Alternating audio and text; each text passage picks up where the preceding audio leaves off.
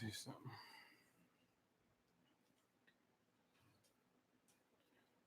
What you looking at? A little newer. Let's see if I can get my folks. I have to do it like this today. Yo. Some people get in here.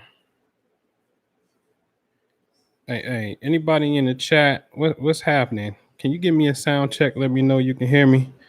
What up, Kahari? Peace. What's up, Rashid? Somebody give me a sound check. Let me know we good to go. Oh, man, I think this got loud. We all good? All right, appreciate you. All righty.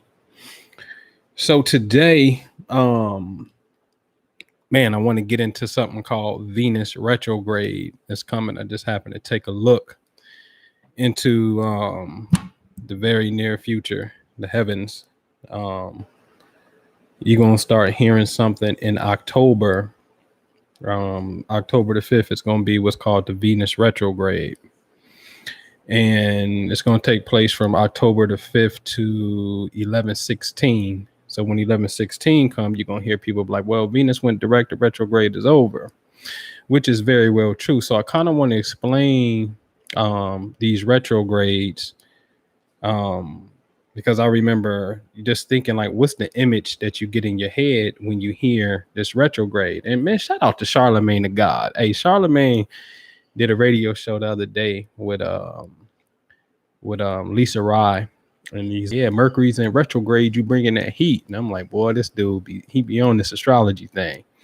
And so but what is a retrograde? Usually when you start looking into it, I'm talking about the astronomical phenomena in the sky. What is it? What's taking place?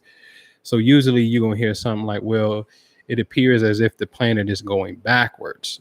And then I really want you to how do you see that though? Is it the planet was going clockwise and then all of a sudden during the retrograde, it looked like it's going counterclockwise? Is that what's happening? So I want to explain the astronomical portion of it first, and then we can get into the astrological aspect of it. The astrological is going to be, what does the energy mean? The astronomical is, what is the physical laws of motion that is taking place?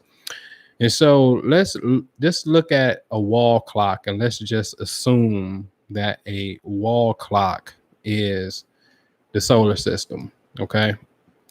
And let's put the sun in the middle of the wall clock, okay? Now, let's just say as an observer, we see that Mercury or Venus is at 12 o'clock. The sun is in the middle, but Mercury and Venus is at 12. And it's a apparent motion around the sun. Next month it's at 11 o'clock. The next month it's at 10 o'clock. And it looked like it's going counterclockwise. 9, 8, 7, 6. When you look at a planetary body at 6 o'clock, soon as it gets to 5, 4, it looked like it's going back towards the place whence it started, right? Because remember, it started at 12 o'clock from this simple observation model. But then when it gets to 5, 4, 3, 2, it's like, whoa, wait a minute. It's now going back towards the place where I initially started my observation. This is a retro, meaning backwards. It's going back to the place from whence it came. So that is a retrograde. So technically speaking, Mercury and Venus are closer to the sun than the Earth. So when they're retrograding, that means that outside in the sky, because you're in a Mercury retrograde, right?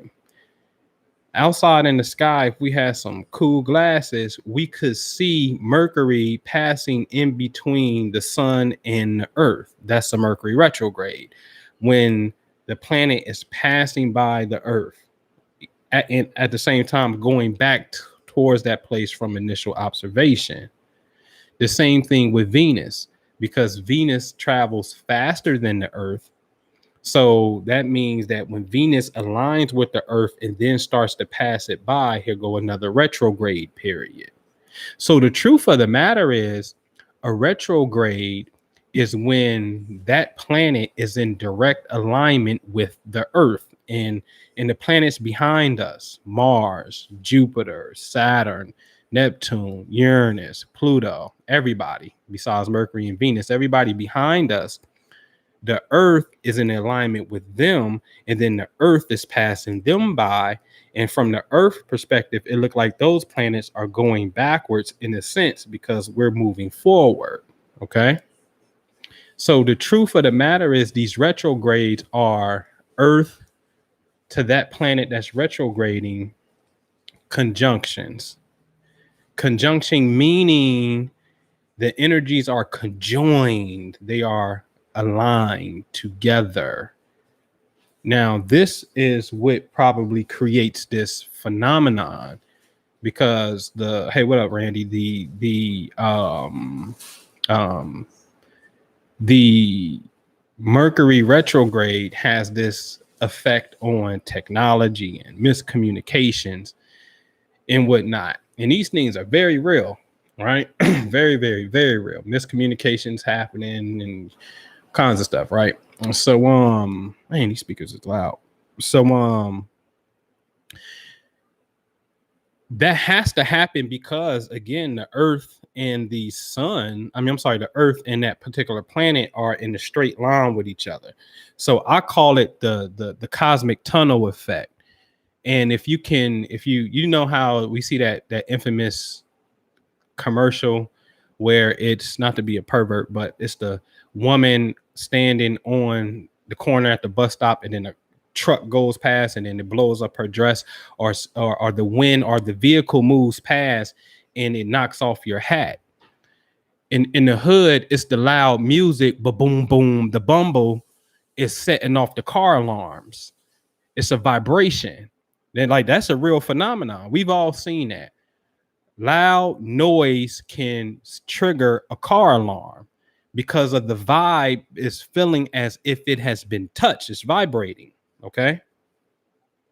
So when these planets are passing by the Earth or the Earth are passing by that planet, it's this cosmic tunnel effect that's taking place because energy in motion is just that. It's energy because the Earth is spinning and it's moving around the sun.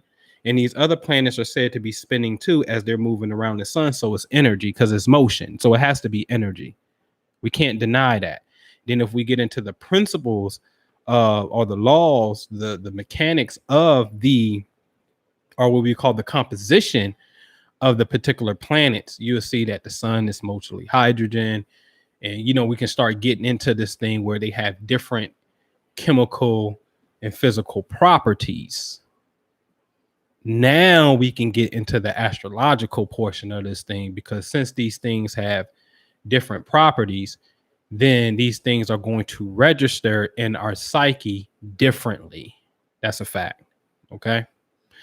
And so Venus retrograde. Now, here's the key with retrogrades. We know when you go a little bit deeper in this craft, you will start to hear something called a shadow period. The best way that I can explain the retrograde when I used to teach it years ago is imagine a drive-by shooting. A car hits the block, but as soon as he turns on the block, the car goes all the way up the street because he's just scouting. Look at these houses. Look at these people. And then when he gets to the last house on the block, he puts the car in reverse. That's what everybody is going to call the retrograde. The moment that they say October the 5th, when they say, oh, Mercury just went retrograde, they're going to talk about when the car went in reverse. So the car is in reverse, the pistols is out, and now that the car is backing up, the retrograde, everybody getting shot at, pop, pop, pop, pop, pop, pop, pop, right? And then when they put the car in drive, because it's just back at the beginning of the block, when they put the car in drive, then they say the retrograde is over. The shadow period says, nah, if you escape the first round of gunshots up on the upper end of the block, the car in drive is coming back now. You got to wait till this dude is off the block before it's safe to come out. So really, you have a date when the car hits the block, which is really September the 2nd. It's a pre-warning. See, y'all don't know that Venus going to do a drive-by on y'all. So it's a pre-warning that I'm telling you on September the 2nd, Venus is hitting the block. Venus rules relationships and money. Venus retrogrades is breakups. You break up in the Venus retrograde, it is said and been noted that that thing is going to be permanent. Okay? So this is very important.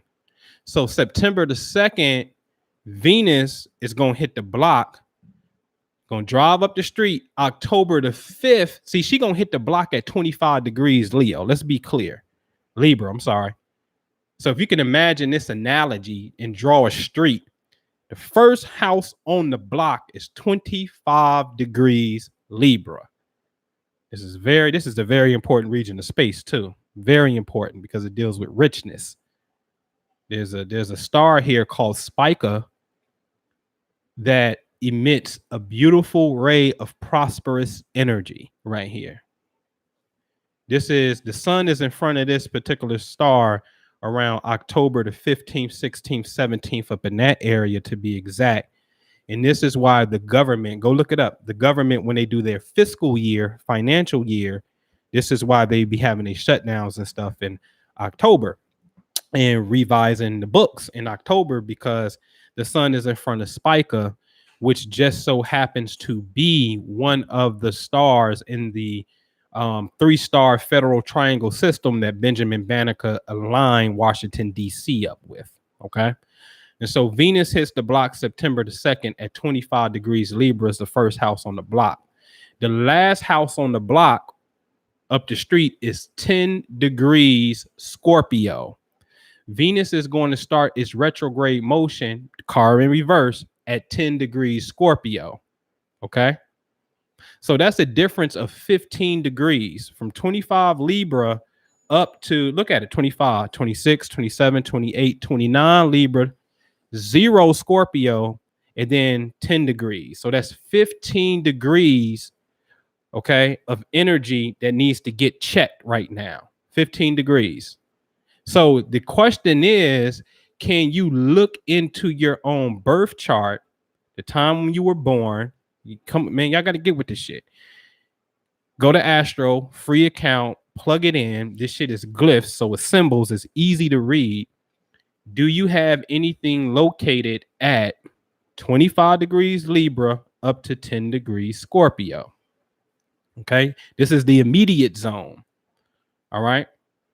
So then on 10-5, Venus puts the car in reverse. The pistols is out. Relationships getting aimed at. Okay. Then it's going back all the way up till November the 16th, back at 25 degrees Libra, the beginning of the block, and shoot this last cap. And then it's going to put the car back in drive, and it's going to be off the block on December the 17th. So really it's from 9-2 is the warning period up to 12-17 when it's off the block. But the reverse motion, the apparent reverse motion, what appears to be reverse motion, is from 10-5 to 11-16, a shorter period. But the degrees that you need to pay attention to, again, is going to be 25 degrees Libra up to 10 degrees Scorpio. Now, Venus in Scorpio is said to be a boo-boo, because when Venus is at home in Taurus, opposite Taurus is Scorpio. When you're dealing with a circle, 180 degrees is the furthest point away from any given point in the circle. Are you with me? Look at a wall clock. Opposite 12 o'clock is 6 o'clock. Anything else, 6 is the furthest you can get away from 12. Anything else is closer, period. Okay? So everybody has an opposite sign, an opposite that is the furthest expression from being at home. Okay? Usually 6 months after your birthday, and it is 6 months after your birthday, your vitality could be a little bit more weaker than the average time of year for you, because you're furthest away from home in 6 months. Okay. So the Venus retrograde in Scorpio, Venus here is like, oh, it's out of pocket. This is a historical note that Venus in Scorpio is considered to be out of pocket. Why? Because when the planet is the furthest away from home, shit, you know what it's like to be the furthest point away from home? You far, you out of pocket. Okay. Now, some of these rules I don't agree with, but this one here, I can understand it. So then what is Scorpio? What is the energy of it? This is a very loyal placement. Venus and Scorpio is because Scorpio is loyalty. Loyalty. Okay. Venus is relationship. So then it's a loyal relationship. Then Scorpio has the other side to it. It could be possessive or power, control, subtle manipulation. So then it's manipulative relationships because Venus is relationships. Or if we keep it on a Taurus vibe, then it's talking about finances, right?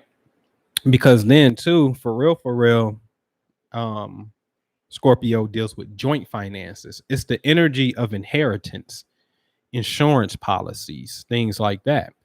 Other people's money is what we call it. When you team up with people and you share accounts, that's Scorpio 8th house energy as well. So it has this business connotation to it, but Venus also brings this love connotation to it because Venus is warmth, females, balance, love affairs, even Scorpio's secret sex. So it could be secret sexual love affairs at this particular time, right?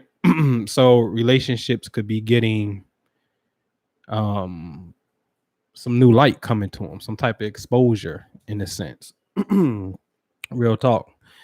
Venus and Scorpio again could represent the you got to be real careful with, I call it Pluto, because Pluto rules Scorpio. So when you're dealing with this Scorpion frequency here, sometimes it's a subtle mind game of control. I always say this, that it's the, I always use this example because I'm an old school Flintstone in a sense, right? When I seen like my first working relationship that I saw work as a child growing up was my grandparents. And so let's just use this model of the wife doesn't work. Her financial wise, the husband provides. Okay. It's just their setup. Okay. It's just their setup in this example. And so when they in a quarrel with one another, the husband does not do what he would normally do. Gas in the car, phone bill, whatever the case, a little shit that he know he take care of. Because they not speaking to each other on the best of terms, this is going to force her to have to come with it or say something to break the ice a little bit. You see what I'm saying? It's going to put a little sting on her. You see what I'm saying? And it's as if it is really, it's a subtle form of punishment. And so this scorpionic games like this, you got to be careful with them because it's about power. And what happens is with when you understand the human body is anything that you repeat over and over and over again, it starts to become a habit. And when it becomes a habit, by default, you start to become addicted. And addicted means you have grown immune to participating inside. You know how to survive inside of the shit. You see what I'm saying? So you addicted to it. And the crazy part about this shit is many do not know that they are addicted to it. I'm going to do a show with my dad. I'm just figuring out the angle of it. But I wrote about him in my book, Spiritual Wisdom for the 21st Century. If you don't know, I do have a book. Me and Minister Jew wrote a book. It's on Amazon. It's called Spiritual Wisdom for the 21st Century. Phenomenal piece. It's a question and answer book where we was asked a series of questions on relationships, soulmates, and like karma, all the great conversation, and me and him are both answering these questions. You know what I'm saying? What up, Rob? So again, it's on Amazon. It's called Spiritual Wisdom for the 21st Century. All right. So my dad, I mean, it's funny because we talking about Scorpio. My mom is 1122. So I remember one time I mentioned that my mom was a Scorpio. My dad was like, "No, your mom is Sag. I remember in high school she had the jacket that said Sag."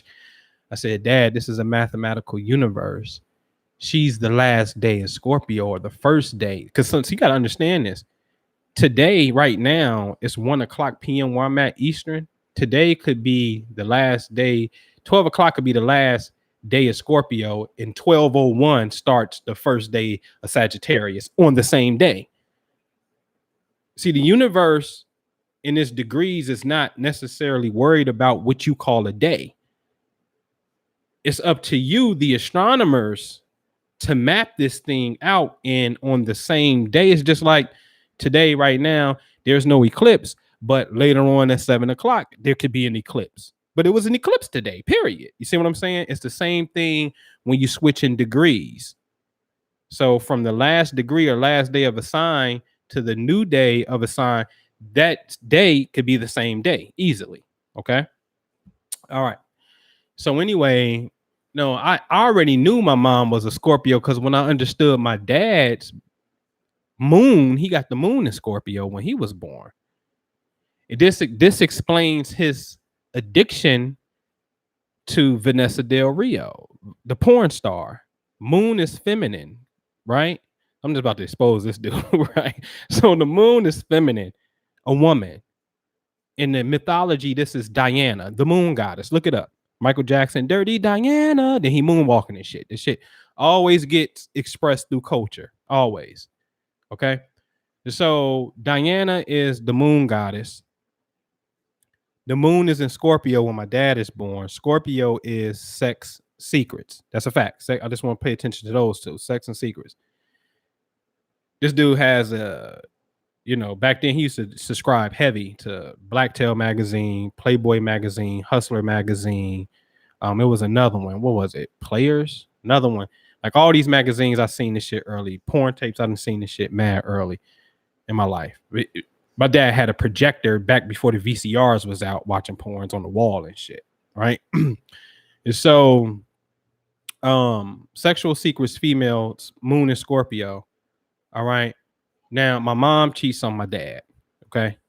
Now sexual secret in a woman. So when they say, when I got to make a decision between is my mom a Sag or a Scorpio because it's the cusp, I look at the experience. I'm giving y'all a real life case study. I'm looking at the experience and say, oh, wait a minute. The last degree of any sign, the last day of any sign is considered, for lack of a better word, critical because it's the last day. It's the last degree. So it's the ultimate expression. Here's another one.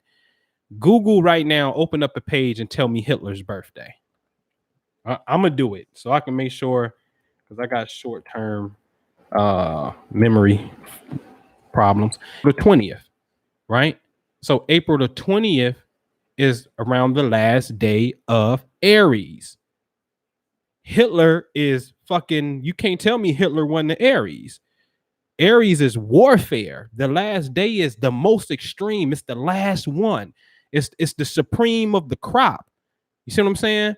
So Hitler is a critical Aries. That's another case study for you to look. Go look it up. April 20th. That's the last day of Aries.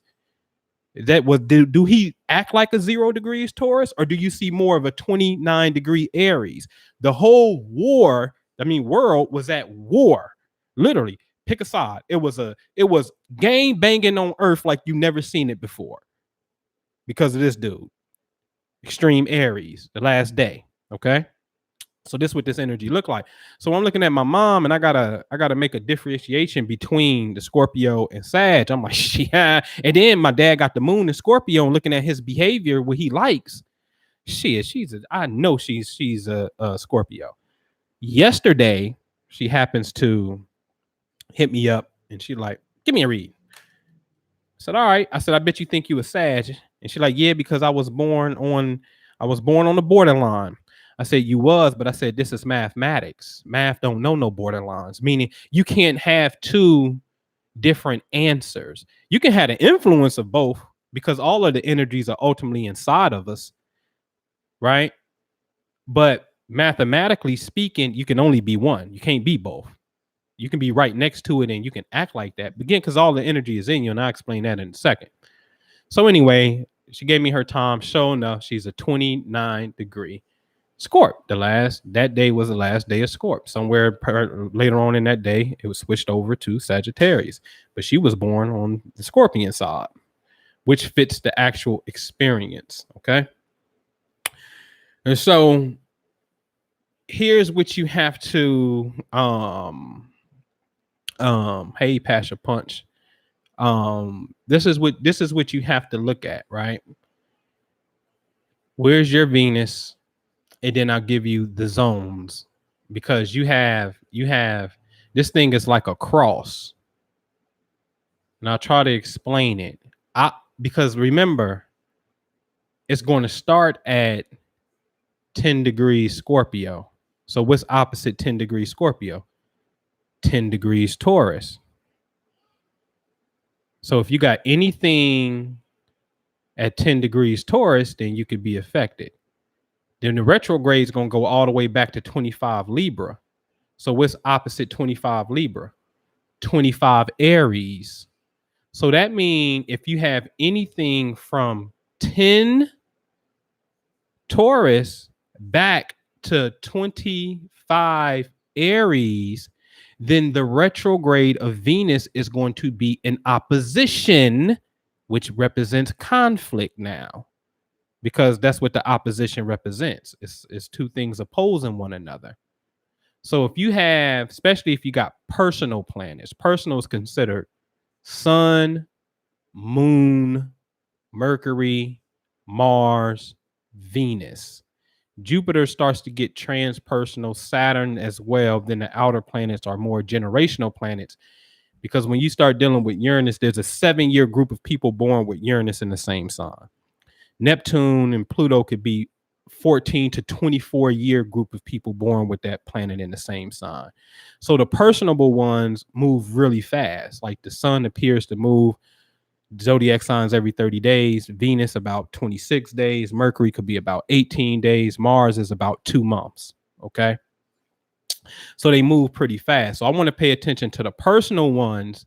If you have these personal ones here, because Venus is a personal planet, therefore, if it's going to be in opposition to this may very well be some conflict in your life. Okay. So again, the opposition point is going to be, because you only get one opposition point. Got to understand this. One opposition point. Okay. 10 Taurus back to 25 degrees Aries. Okay. That's the opposition. So this thing is a cross, right? So you got you right here, then you got across from you, then you got an arm, and you got an arm, which is the halfway point. You're Jesus Christ. Okay. In December, I'm going to give you the Cosmic Christ Story webinar. I'm going to do a webinar in December called the Cosmic Christ, because it's going to be around the Christmas and all that. So I'm going to show you all that stuff, what's taking place. All right. And so the halfway mark, what's the halfway mark of 10 Scorpio, 10 Aquarius, and 10 Leo? So 10 Aquarius on one side and 10 Leo on the other side. That's the halfway mark. Okay. So if you got anything at 10 Aquarius and 10 Leo, okay, now we got to back it up. So for Aquarius, that means 10 Aquarius back to 25 degrees Capricorn. If you got something at 10 Leo back to 25 degrees Cancer, then this Venus retrograde is going to square you. It's going to come at you sideways. Usually the square represents an external event that happens, and then the event itself based off your response. And I say with the opposition, all of it's the same to me. It is going to represent a point of friction. But if the opposition is a conflict, in our reality, somebody has to play the messenger. Somebody has to walk into your movie and then they have to say and do and present something that you don't like. This is where you become God, because when it's presented, you have to make a decision at that particular point to enact angry or whatever. Okay, your decision is everything. All right, so it's always going to be by agent of someone else presenting it to you. Always.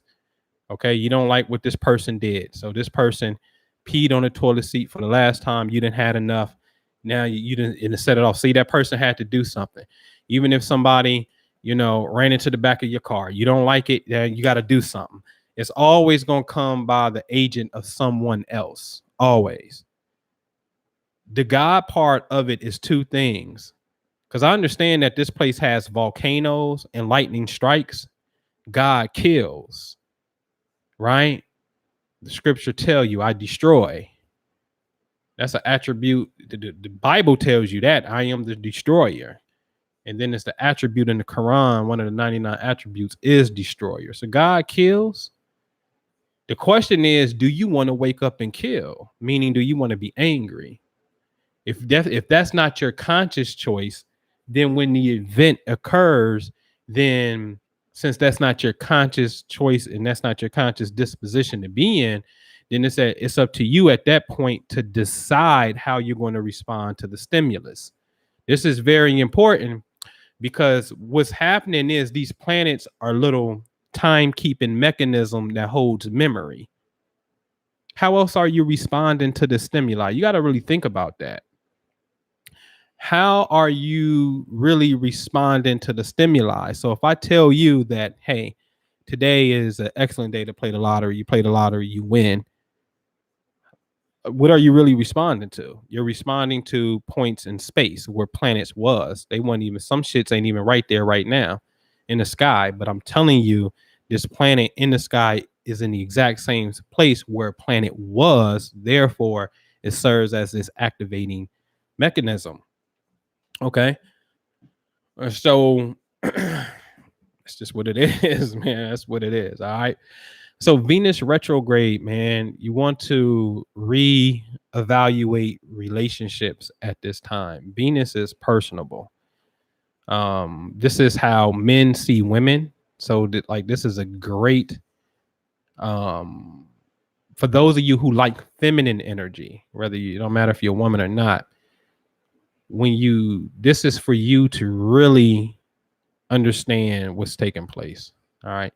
For women that or those of you who like masculine energy, this is not necessarily your thing to look at per se, unless you got things in these zones that I talked about. All right. So this is about to be a disruption potentially with the feminine force. Okay. And it can get universal because Venus rules relationships, and then irregardless to your preference, you in a relationship, it happens for sure. Absolutely. All right. But I just wanted to give y'all that, man. Pay attention to that, because that's going to be coming up in October. Officially starts October the 5th. But I'm telling you, you get a whole month preview. And then, see, this is the beauty of the God shit, because you're making an observation in the future. That's just a couple months away. Starting on September the 2nd, a month from now, when the car hit the block, you can start to see some of the funny shit starting to unfold.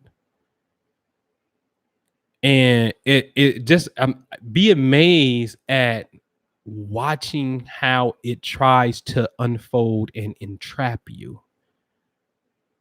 That's what it's trying to do.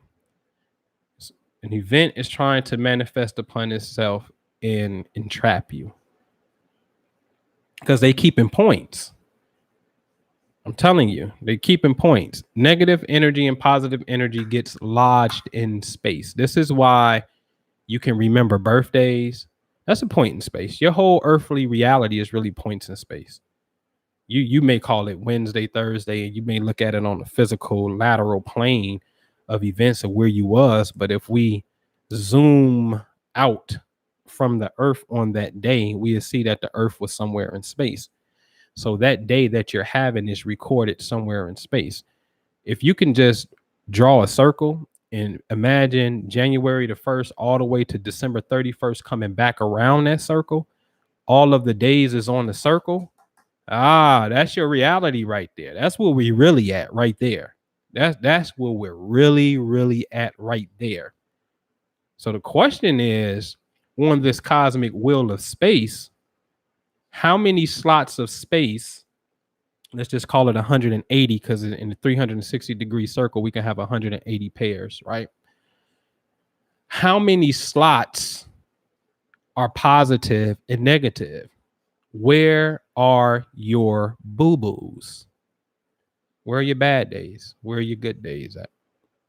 This is why I keep stressing the key to this thing is called happiness. You have to make a conscientious effort to be happy every single day to the best of your ability, because space is recording your mood. Real story. All right. So, yeah. So if y'all got any questions in the chat, feel free. Let me know. What you got? I'm an Aries. My husband is a Taurus. That's next door to each other. I like cosmic neighbors because, hold on one second, y'all. Hold on.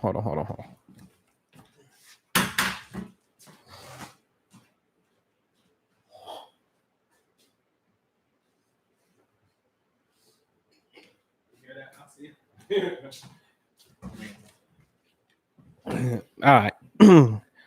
And so I like cosmic neighbors. Because the solar system is on some gangbang stuff. Real talk. You got sets, you got sides. And I think I talked about this last time, man. If you divide that wall clock up, which is the wall clock is a rendition of the solar system, the 12 signs, the 12 months in the year. That's really for you to understand the solar system. If you understand that wall clock basic model, these 12 signs and shit, and then the laws of the signs, it becomes super easy.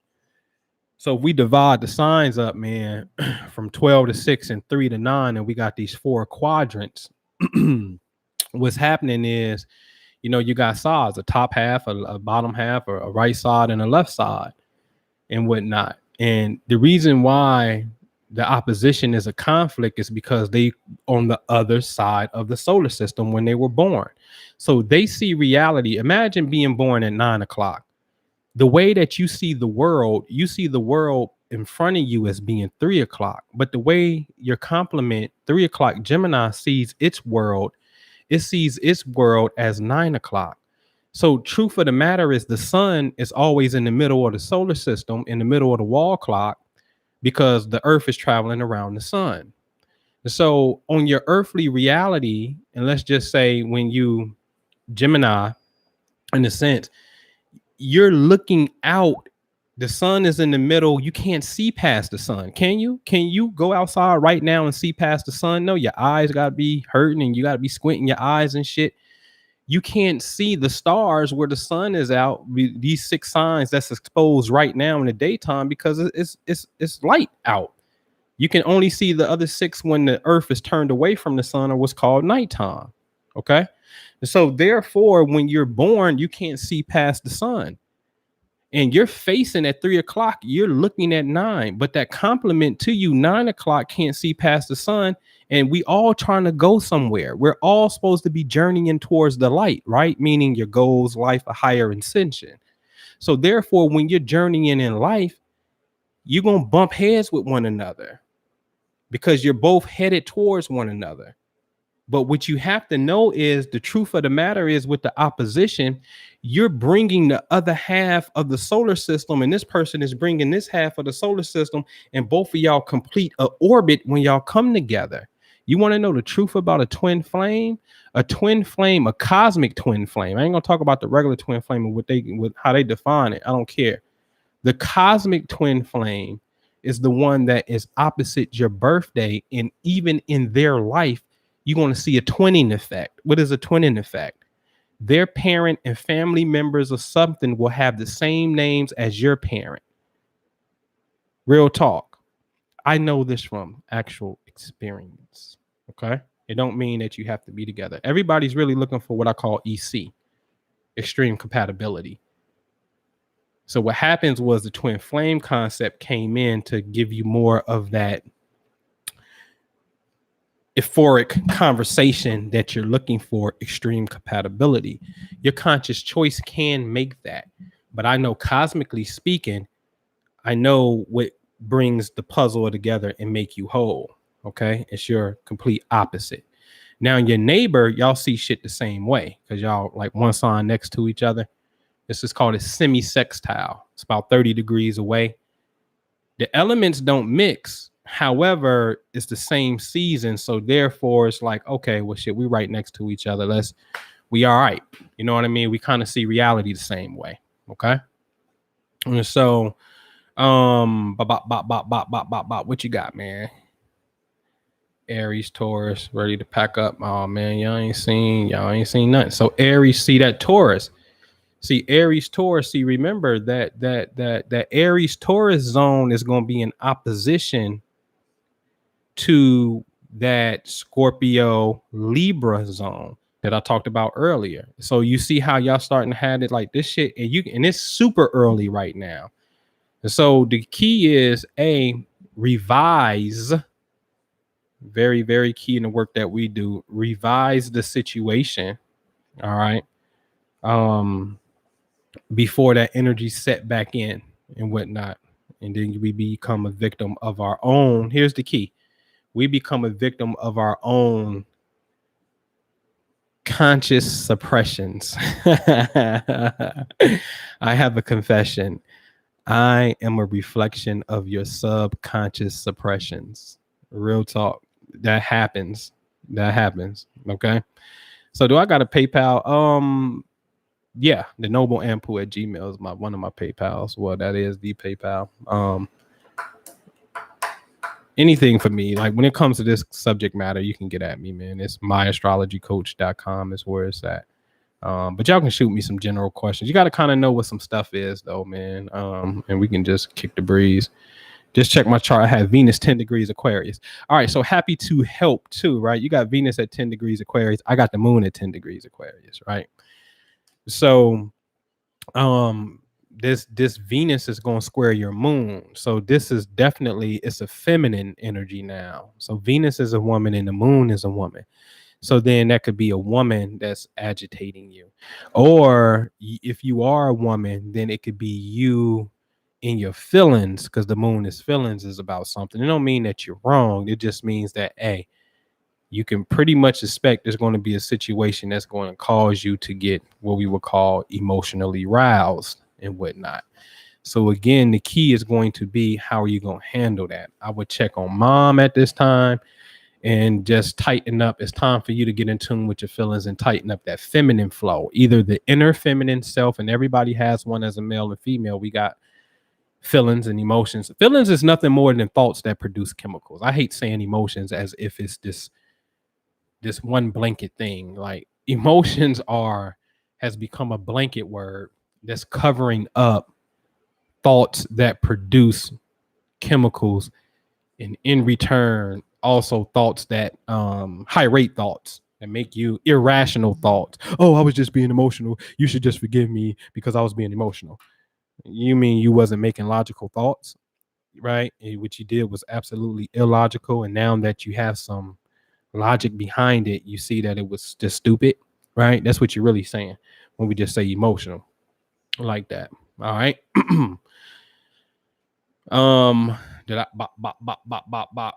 What'd you say? My grandmother and I share the same his grandmother and I share the same last name. Oh, okay. Yeah. So that starts to happen as well. So then see what happens too is, y'all got to remember, and I'm going to talk about this in November. So December, I'm going to do the Cosmic Christ. In November, I'm going to, or is it October? Yeah, November, I'm going to do past lives and karma. Show you in the chart. It's going to be a webinar that show y'all how to do this for yourselves, man. And y'all start seeing this stuff, man. The truth of the matter is the soul is infinite. And so there's many lives that's inside of you. I ain't talking no hocus pocus. I got the experience with it, and I got the reference material for it, which would be Dr. Brian Weiss. Great Miracles Do Happen is a big ass book, hardback, that is nothing but case studies talking about people who had trauma in this lifetime and how that trauma was the root of the trauma stems from the soul's memory in the past life. The moment that you can see what happened in the past life shit, it'll clear you in this lifetime. Something that we do, I call it advanced relaxation technique. Call it hypnosis, but it's really advanced. It's you relaxing enough to get into your subconscious mind to be able to allow you to tap into the Akashic record.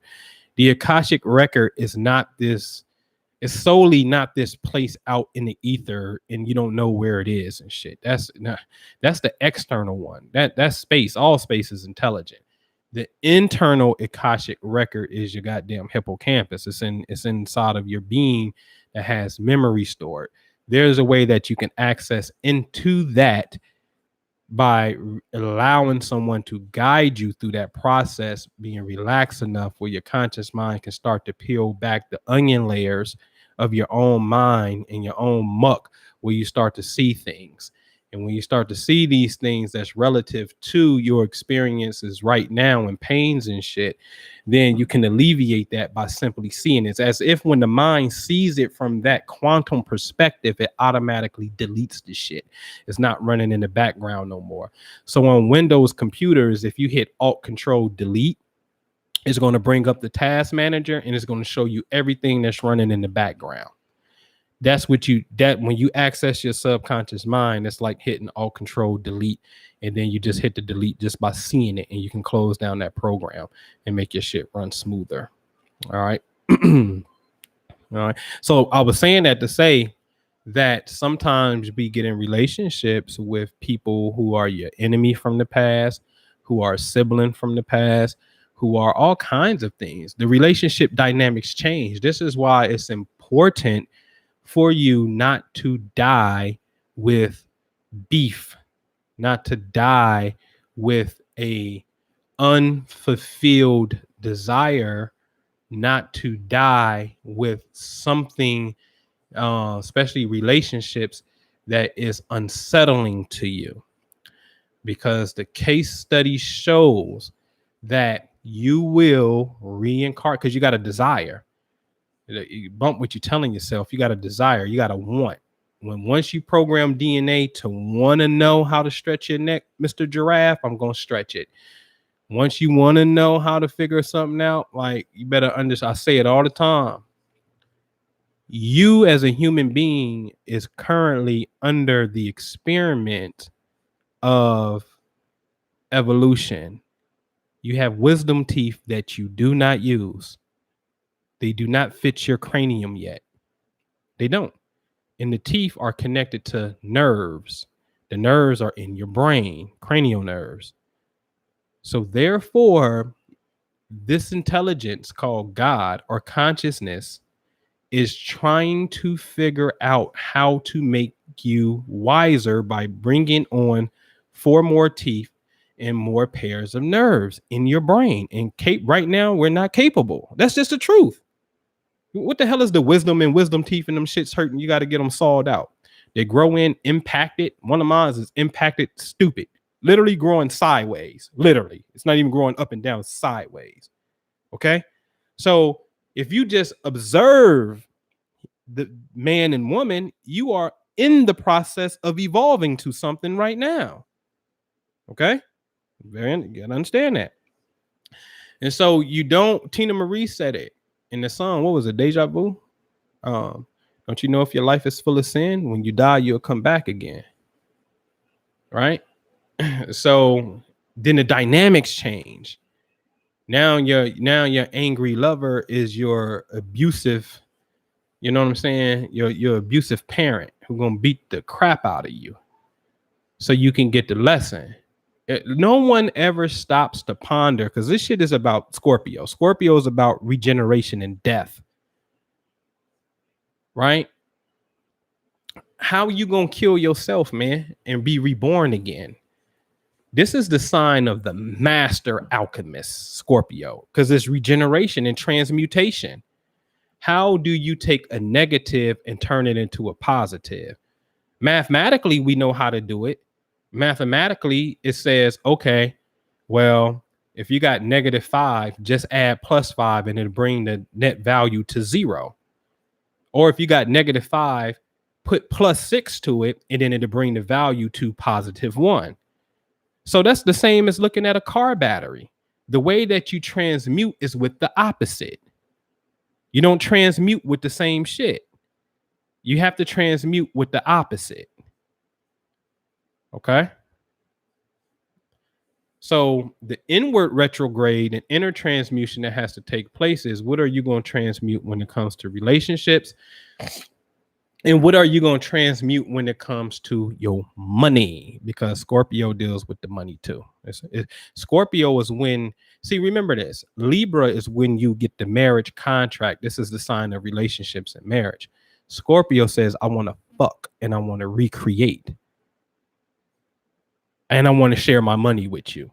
So Scorpio is the action of marriage. Libra is just the partnership structure. Scorpio is the action within the structure. Libra's the agreement. Scorpio's the action. So it's the next step up. You see what I'm saying? All right. And so you have to this is the Venus retrograde is going to be the perfect time for you to really go back and do the inner working and kill this negative relationship vibe shit. It's the perfect one. Venus is considered out of pocket anyway right here. Scorpio's transmutation. This is the perfect time to really do the work from 9/2 September the 2nd to December 17th. To be all the way complete with it from the beginning to the end. Damn near, that is. It's like a 3-month, a little over like 3-month, 2-week journey. All right. For real. Just telling you, man. And when you're dealing with 3 months, what's that, man? That's a square, man. 3 months. That's a square. Stand on your square. Because 9/2, that's Virgo season. It's going to stop on 12/17. That's Sag season. That's Jay-Z and Beyonce. That's a square. Hence, they got other things that make them gel. But that's another conversation. But that's a 90-degree angle. So are y'all going to stand? Are we going to stand firmly on our new square? A square, look in the corner of your room right now. If you're in the physical building, any corner, top corner, that's a square. A square says upturn direction because we got to give it some foundation. If you just keep running a straight line, it's going to be a freaking wall, but it ain't going to be no roof on it. You can't put a roof on one straight wall. You got to turn. And that's what the square does. A square makes you turn. But this is why relationships, with people who square each other, these relationships are, they think about it, go back to the wall clock. They see their relationships suffer because when you at, let's just call it 9 o'clock and somebody's at 12 o'clock, the person at 12 o'clock sees reality as their, look at their, what we call their trajectory, right? Look at their path. At 12 o'clock, they're going out into the world and they see 6 o'clock. They're desiring to go towards 6. That's how they see the world. They see the world on, for the wall clock standpoint, from our reality, that's the vertical line. Well, shit, the person at 9 o'clock, they see 3 o'clock. They don't see no damn 6 o'clock. They don't see no 12 o'clock. In fact, your goals at 6 o'clock, they see that shit. They got to turn. They got to literally turn their head and make a right angle turn to see that shit. Your goals irk them. It's sideways to them. That's not their path. Their path to a degree is straight o'clock looking at 3. So the square represents friction. So elemental wise in the zodiac, these signs on the energetic plane don't mix. So when you take an air sign and you take a water sign, technically by sign placement, and you got to have other placements that support it. Like Jay-Z and Beyonce is the perfect example. Their sun sign square. However, which could be bumping of the heads, which everybody does that at some point in time, but they got other strong factors that are in the exact same region of space that support each other called conjunctions, which makes their obviously their attraction worth it. So it overrides the general rule. What I'm giving you is just a general rule. Okay. So when you take air to water, like what is that? Air and water? That's bubbles. Go under the water and blow air and watch what you see what happen. Go underwater and try to breathe air. It can't happen, right? So that's bubbles. That's a plunger, man. When your toilet is clogged up, you need to make a bubble go down it. Like you have to bring in something that's so vicious and violent to create that. So when it's hot, what do? You bring in air conditioner. You bring in air to cool it down. It's this complementary element, right? When you wash your behind, right? You defecating and you using paper. That's earth. Earth don't clean earth. When you got dirt on you, you can't wipe it off. You have to wash it off with water because water and earth are complementary elements. So you have to bring in the complement. The complement is what transmutes you.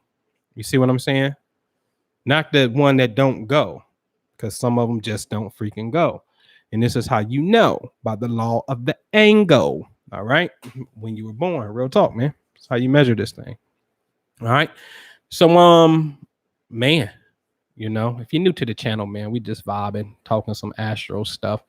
Subscribe, share with a friend for sure. 11/17/79 is my birthday. My wife's birthday is 11/16/81. How does this affect this, right? So here's the thing, Tori, right? So I'm not pulling up birth charts, but I know basically y'all got the same birthday. The sun was in the same place in the sky.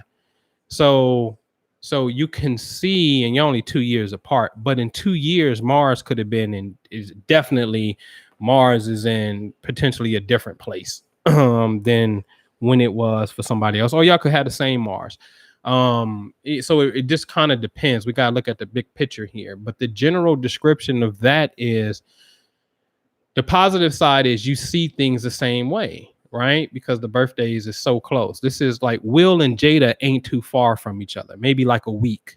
All right. So they can see reality the same way. And when you know the cosmos, Mercury at most is only one sign behind, the same sign as, or one sign in front of the sun.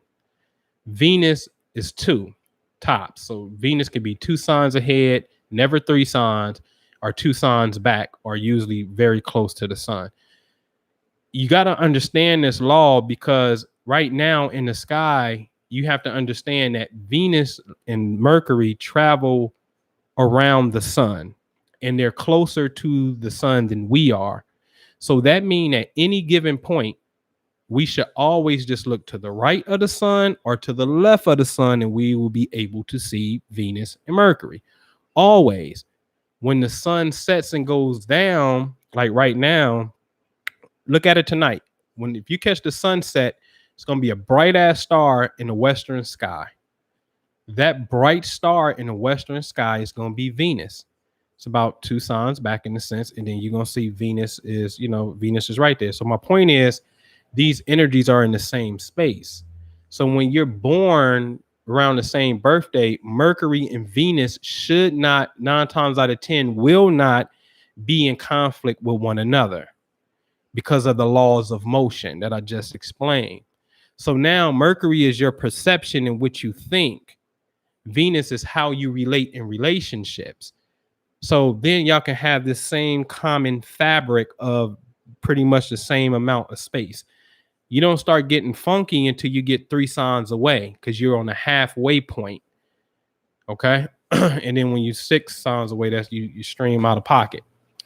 So you see things the same, which is great. Awesome communication. Have goals. Everybody should have goals anyway, because the same sun sign could be too much ego. That's the negative side. Who wants to be the domineering one in the sense, right? And so You want to make sure that you have an outlet. The sun is physicality, man, because it represents vitality, the heart. Leo, the sun, the spine, central nervous system. Not alive, can't move without it. And so you just want to make sure that you're on the same page and have physical goals to express yourself, because the sun gives life and light to everything. So both of y'all have to make sure that both of y'all are projecting the light out into y'all world, y'all reality the same, right? So like Grant Cardone and Elena Cardone, you know, every Sunday they have a sit down and they talk about their financial goals. They swear by it. Every Sunday they don't miss a beat. They don't play around with that. They're talking about where are we going in life every freaking Sunday. Grant Cardone right here on YouTube. Hit the playlist, the G&E show, for those who want to get into. I think we should all look at study what relationships, happy, functional, successful relationships look like when you can merge business and love, because that's Venus, love and mind and partnership. Like that's Venus. You know what I mean? All businesses is ruled by contracts. That's a fact. That's Venus. That's Libra. And so there in all contracts is made up of words or verbal agreements. That's Gemini. Hence in the tarot, Gemini is the lovers. Another conversation though. But my point is this air quality rules relationships. Libra is an air sign. Gemini makes up the contracts and the words, the vows and shit, right? So therefore, relationships is governed by the air principle of ideas, air, idea, and communication. So by having the same birthday, y'all must constantly do this, because what? Air is a complement to your fire, the sun. Without no oxygen, no communication, and no ideas, the fire will not exist and it will die. So the air quality is something that you will have to do. See, this is how you start alchemizing in relationships. So if you got this same solar energy, fire energy, if the complement is air, then both of you need to do aromatherapy. It's very important for the quality of the relationship, because air is the complementary element. If it's water, bring waterfalls in the house. If it's earth, bring plants in the house. If it's fire, get a fire pot or a fireplace. You see what I'm saying? You got to start working with energies and alchemizing by putting your intention in harmony with the element that you're invoking in the house, and then what you're constantly procreating towards becomes magically one. All right. So which I've been feeling some type of way since I took your advice on July 4th. Went out to celebrate. I'm gonna Aquarius, February 2nd, 82. I think Mars on Scorpio invaded my space. And so what happened, Carolyn? What happened? I've been feeling some type of way since I took your advice on July 4th. Went out to celebrate. I'm Aquarius. I think Mars or Scorpio invaded my space. So what happened? I gave you bad advice. Is that what happened? Mars and Scorpio. What happened? Mars and Scorpio invaded my space. So here's the thing. Be careful with this, because remember, this thing is just a mirror of our own projections. These planets are only triggering or mirroring you. You know what I mean? You got abducted by aliens, right? And so, you know, see, that's that Aquarian shit. Aquarius is aliens. Straight up, I'm not bullshitting. Like, if this is why Outcast came with Aquemini. One is an Aquarius, big boy, and Andre 3000 is a Gemini. So they mixed the two and called it Aquemini, and then they came with AT aliens. That is such a Gemini, Aquarius, especially Aquarian. That's an Aquarian thing. You see what I'm saying? So for you to say you took the advice and you got abducted by aliens, y'all believe that shit. Like that's real. Especially being an Aquarian, you got next level consciousness where you can get into, let's just call it galactic consciousness. That's very true. That can happen. You see what I'm saying? And see now, so now you said 282, and now you got Kahari in here. Like, bingo, I'm a mirror. I'm 222, and we were just talking about the other mirror with Tori. Like, I'm 1117, and my mate is 1116. So now, yeah, you see how I'm saying? You see how you vibing in here in the conversation, and now what's gonna happen is some of y'all are mirrors to one another. You see what I'm saying? And so maybe y'all can inbox each. I'm gonna do an astrological dating joint, yo. I swear, I just got to get the production right. I definitely want to do an astrological dating system. I may do that for the fall equinox, man. So you know what? We got a property that we opening up in southern Ohio. And it's basically a church, man. It used to be a nursing home, but we're gonna convert the back half to a spiritual oasis and whatnot. And the grand opening is the fall equinox next year, 2019. So that's Libra season, man. I just may want everybody to come through, and we just absolutely free of charge. Just be able to come through and, well, small donation. I don't say free of charge because you got to operate this thing.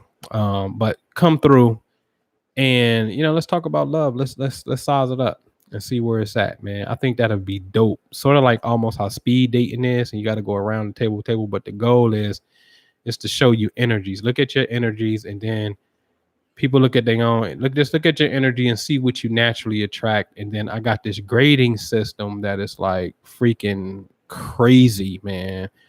That's crazy because what we got to understand is we're drawn to both. We're light. You got a heartbeat. I'll start right there. You have a heartbeat. Yes, we all agree.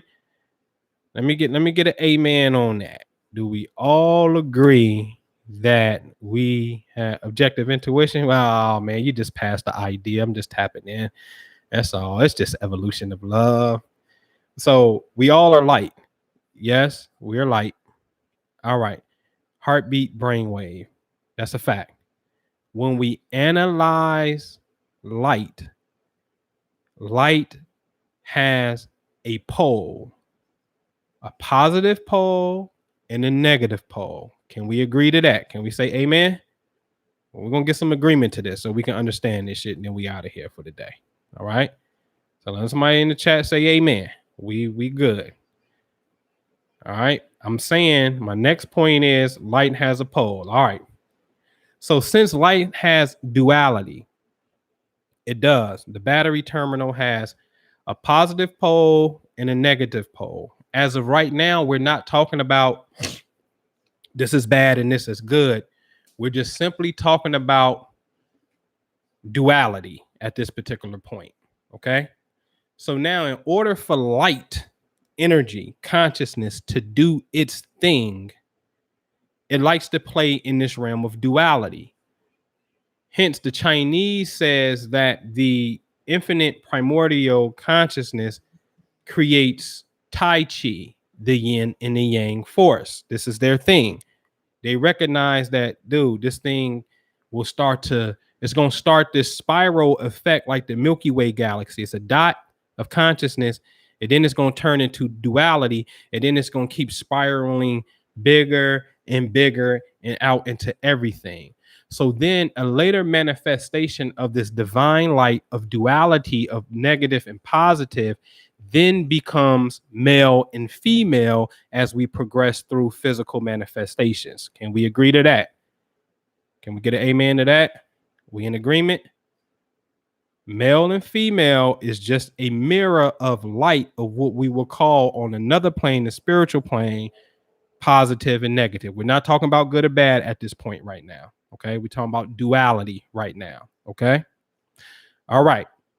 Now, since we are dual beings, because you come from your mama and your daddy, so now this expresses duality. This shows you duality. When duality come together to create one. Okay, so this is a fact. All right.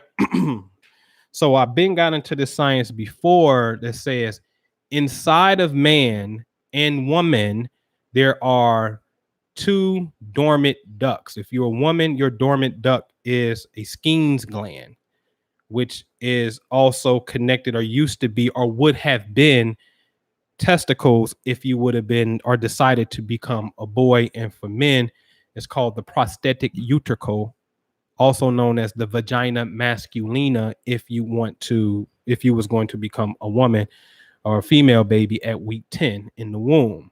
This is an embryogenesis. I think we can all say amen because it makes sense, because I come from my mama, so I have to have some type of remnants of her inside of me and of my dad. Okay. So now light is dual. That's a fact. Now I'm gonna tell you another secret before I progress it. And I saw it encoded inside of my Kabbalah bag dealing with the Bible.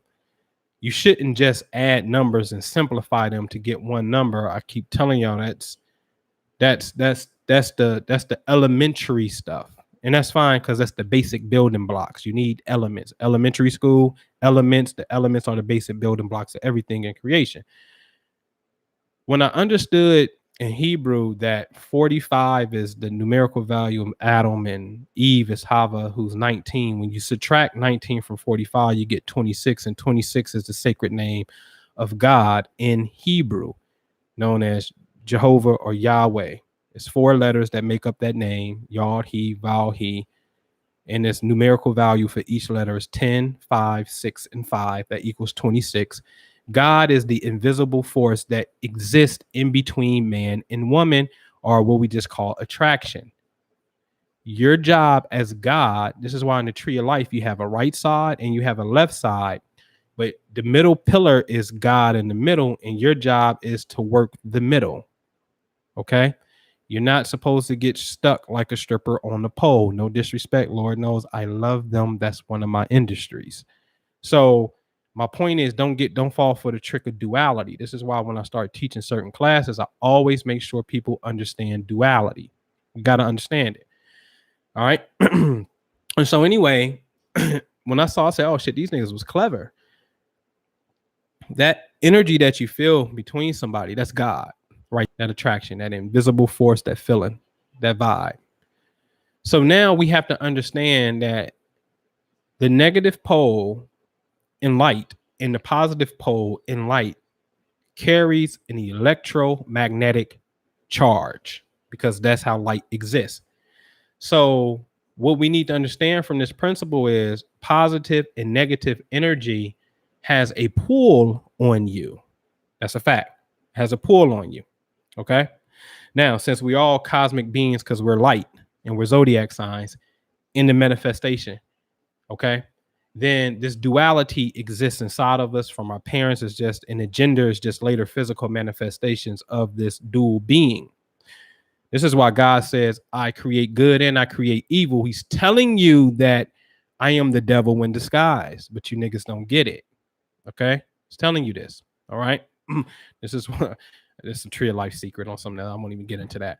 But so anyway, since we have this electromagnetic charge, both poles, we really just got to note that, okay, negative energy has a pull. Cool. Now let's take it to the cosmos.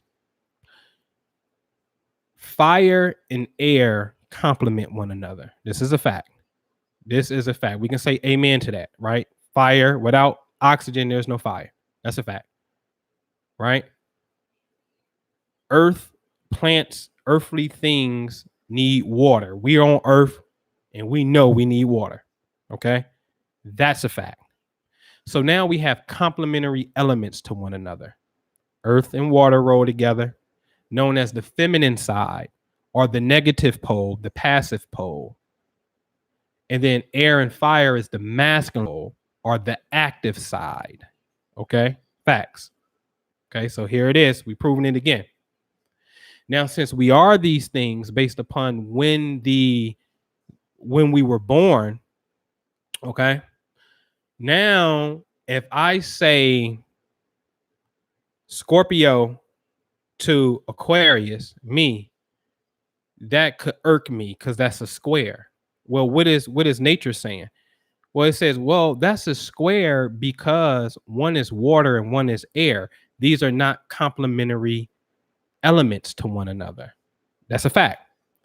However, since it's negative, it still has a pull on one another.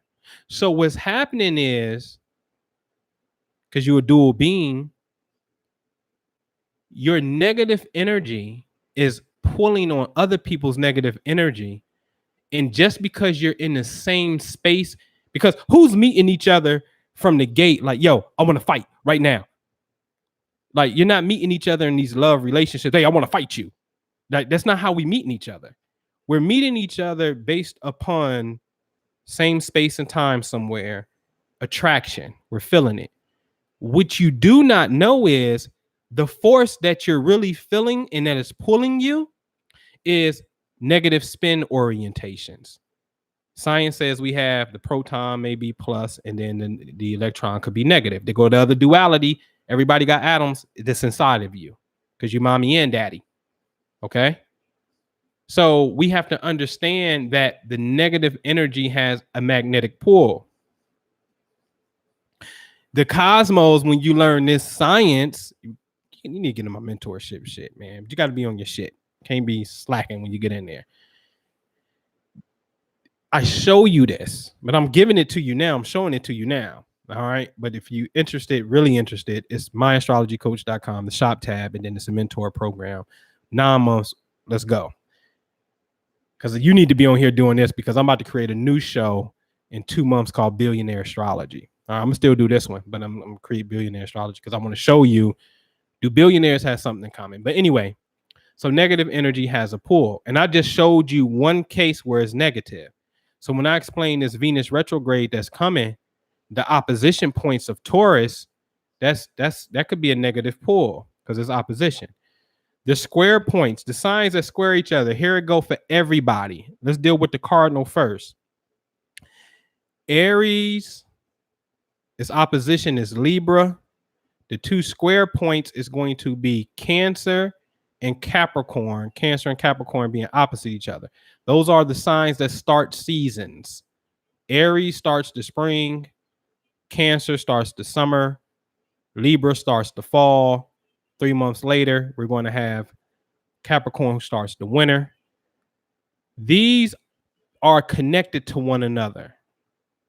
So what you need to do in your mind is draw a big old square. It ain't got to be big, but just draw a square. And then you can draw these signs like that. Okay. And long as you have Capricorn and Cancer opposite one another and Libra and Aries opposite one another, then that's the key. Okay. So these are the irking points to a degree. Okay. Real story. So then we move to the fixed signs of the zodiac. Taurus, the bull, is in the middle of the season. Then here come Leo. That's Tekashi and Chief Keef beef. Okay. Then comes Scorpio. Scorpio in opposition to Taurus is Meek Mill and Drake. Pusha T's a Taurus and Drake is a Scorpio. Okay. So that's that beef. And then the last fixed sign is Aquarius. So Taurus, Leo, Scorpio, and Aquarius all sit in the Earth zone to one another. Okay. And then the last one's 3, 6, 9, 12. Gemini, Virgo, Sagittarius. Jimmy and Sag is opposition.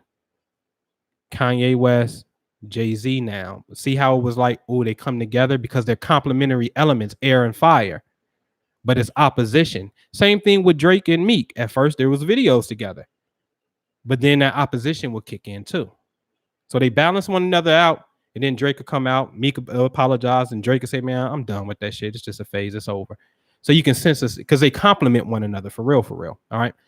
And then you will see Nicki Minaj, Remy Ma, Sagittarius, Gemini. That's a square. Jay-Z and Tupac even. Jay supposed to got a verse dissing Tupac when Pac got at Jay-Z, but he ain't gonna release it. Gemini to Sagittarius, opposition again. You see what I'm saying? These laws play out. So 3, 6, 9, 12, Gemini, Virgo, Sagittarius, and Pisces are the Earth zone. It is a known fact that Pisces and Gemini is absolutely the worst combination in relationships. the shit never works because it's four mother is in a relationship. Pay attention to the signs. Pisces is a fish. One goes this way, the other goes that way, and Gemini is the twins, Cain and Abel. That's four people in one relationship. All right. So those are the Earth zones. All right. So my point of showing you that is, though the element, if their energy is not conducive to your element, man, then you may have a problem. But how do you know? That's just the general rule. How could you know for sure? Again, I'm gonna give you that same homework assignment. That's when you go to astro.com. It's free. There's going to be a box when you put your chart in, your birthday in. There's going to be a box that say FAEW, fire, air, earth, and water. I just want you to count the planetary glyphs, 10, sun included. I just want you to count planetary glyphs. You ain't got to count Chiron. You can count your ascendant if you want to, but you don't. I just want you to learn the basics first. The basics is 10 planets. You do that first. See where all of your what element has the most planets in it. Because again, you could be Michael Jackson, a Virgo, but shit, he had majority of his energy was in Leo. And you saw Never Land. You saw an amusement park and kid allegation. Leo was children. All right. So you can see more of that play out than necessarily Virgo. And so you have to know the energy in totality. All right. So when you even see, it's 10 planets. So if you got 4, 6, you got 4, 8, rather, you can't have 4 in each element. It's 4 elements, 10 planets. So you can be balanced and be like 3, 6, 9, and then 4 in the last one. And that's pretty cool. You just balance. But one, and that's great. But usually people are lopsided. And that's not bad. It's just you need to know, what your energy is. So the fire and airs are complements, and then the earth and waters are complements as a general rule. All right. And same signs could be appeasing because it's the same energetic imprint. And that's why I talked about earlier, get rid of the ego in that aspect. All right. All right. You dig? You got that? And so you are attracted to negative shit. The negative pull can get you, but it's up to you. And I can't get y'all the technique. I did if you're paying attention. It's up to you to determine how many positive pulls do you have and how many negative pulls do you have in a relationship. Because once you can determine that, now you the shit. You know now, like, no. This says negative. And it's gonna play out. It's going to play out, man. I promise you. Got the case study to show you. All right. So I'll take a few more. What time is it, man? It's 2:00, man. What time I start? Been on here an hour and 23 minutes, man. So any questions, man? Any questions? Give me some questions. I know I got that webinar coming up.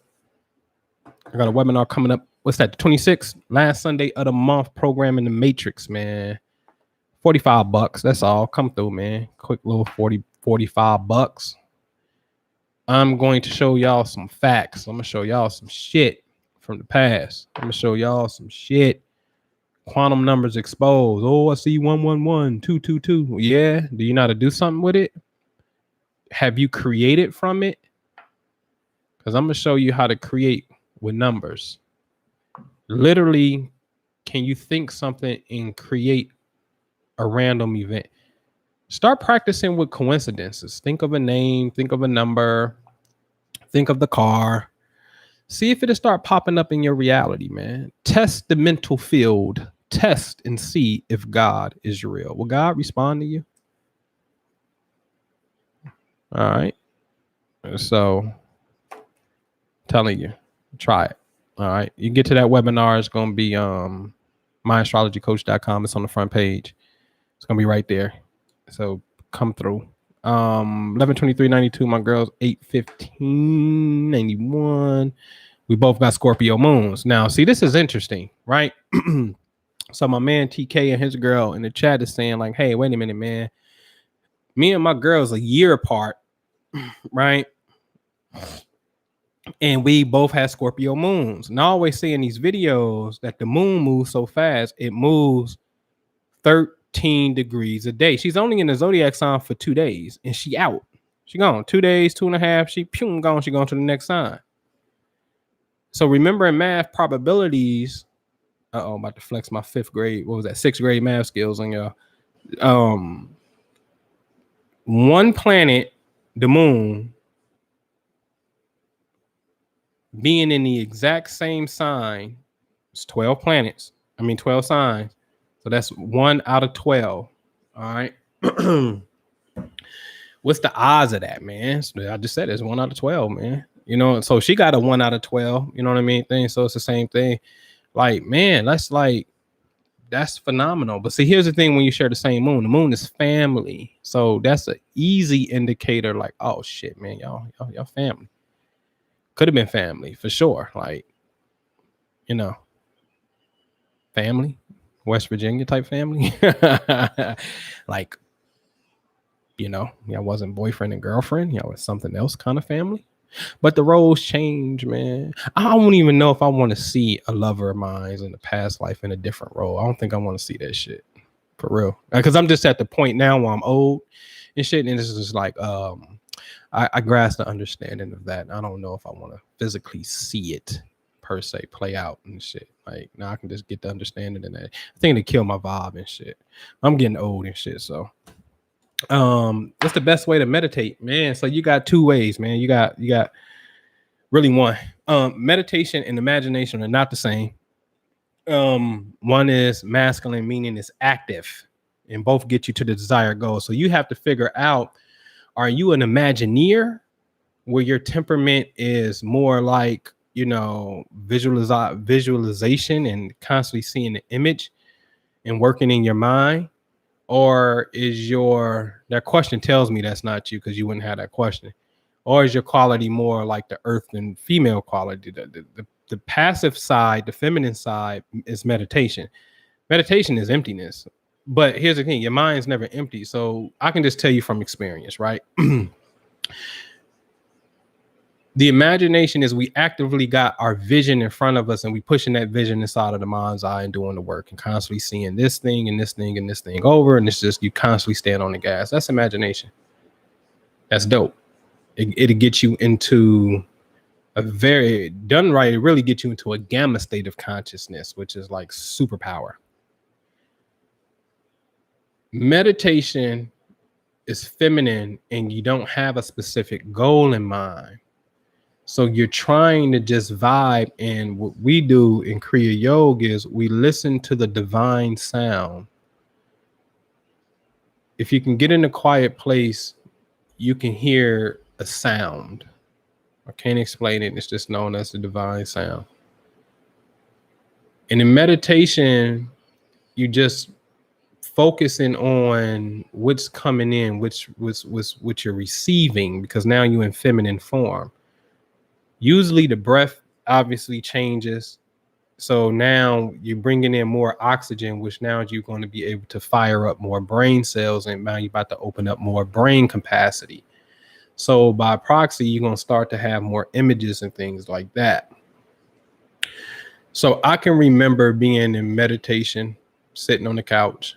And at the time,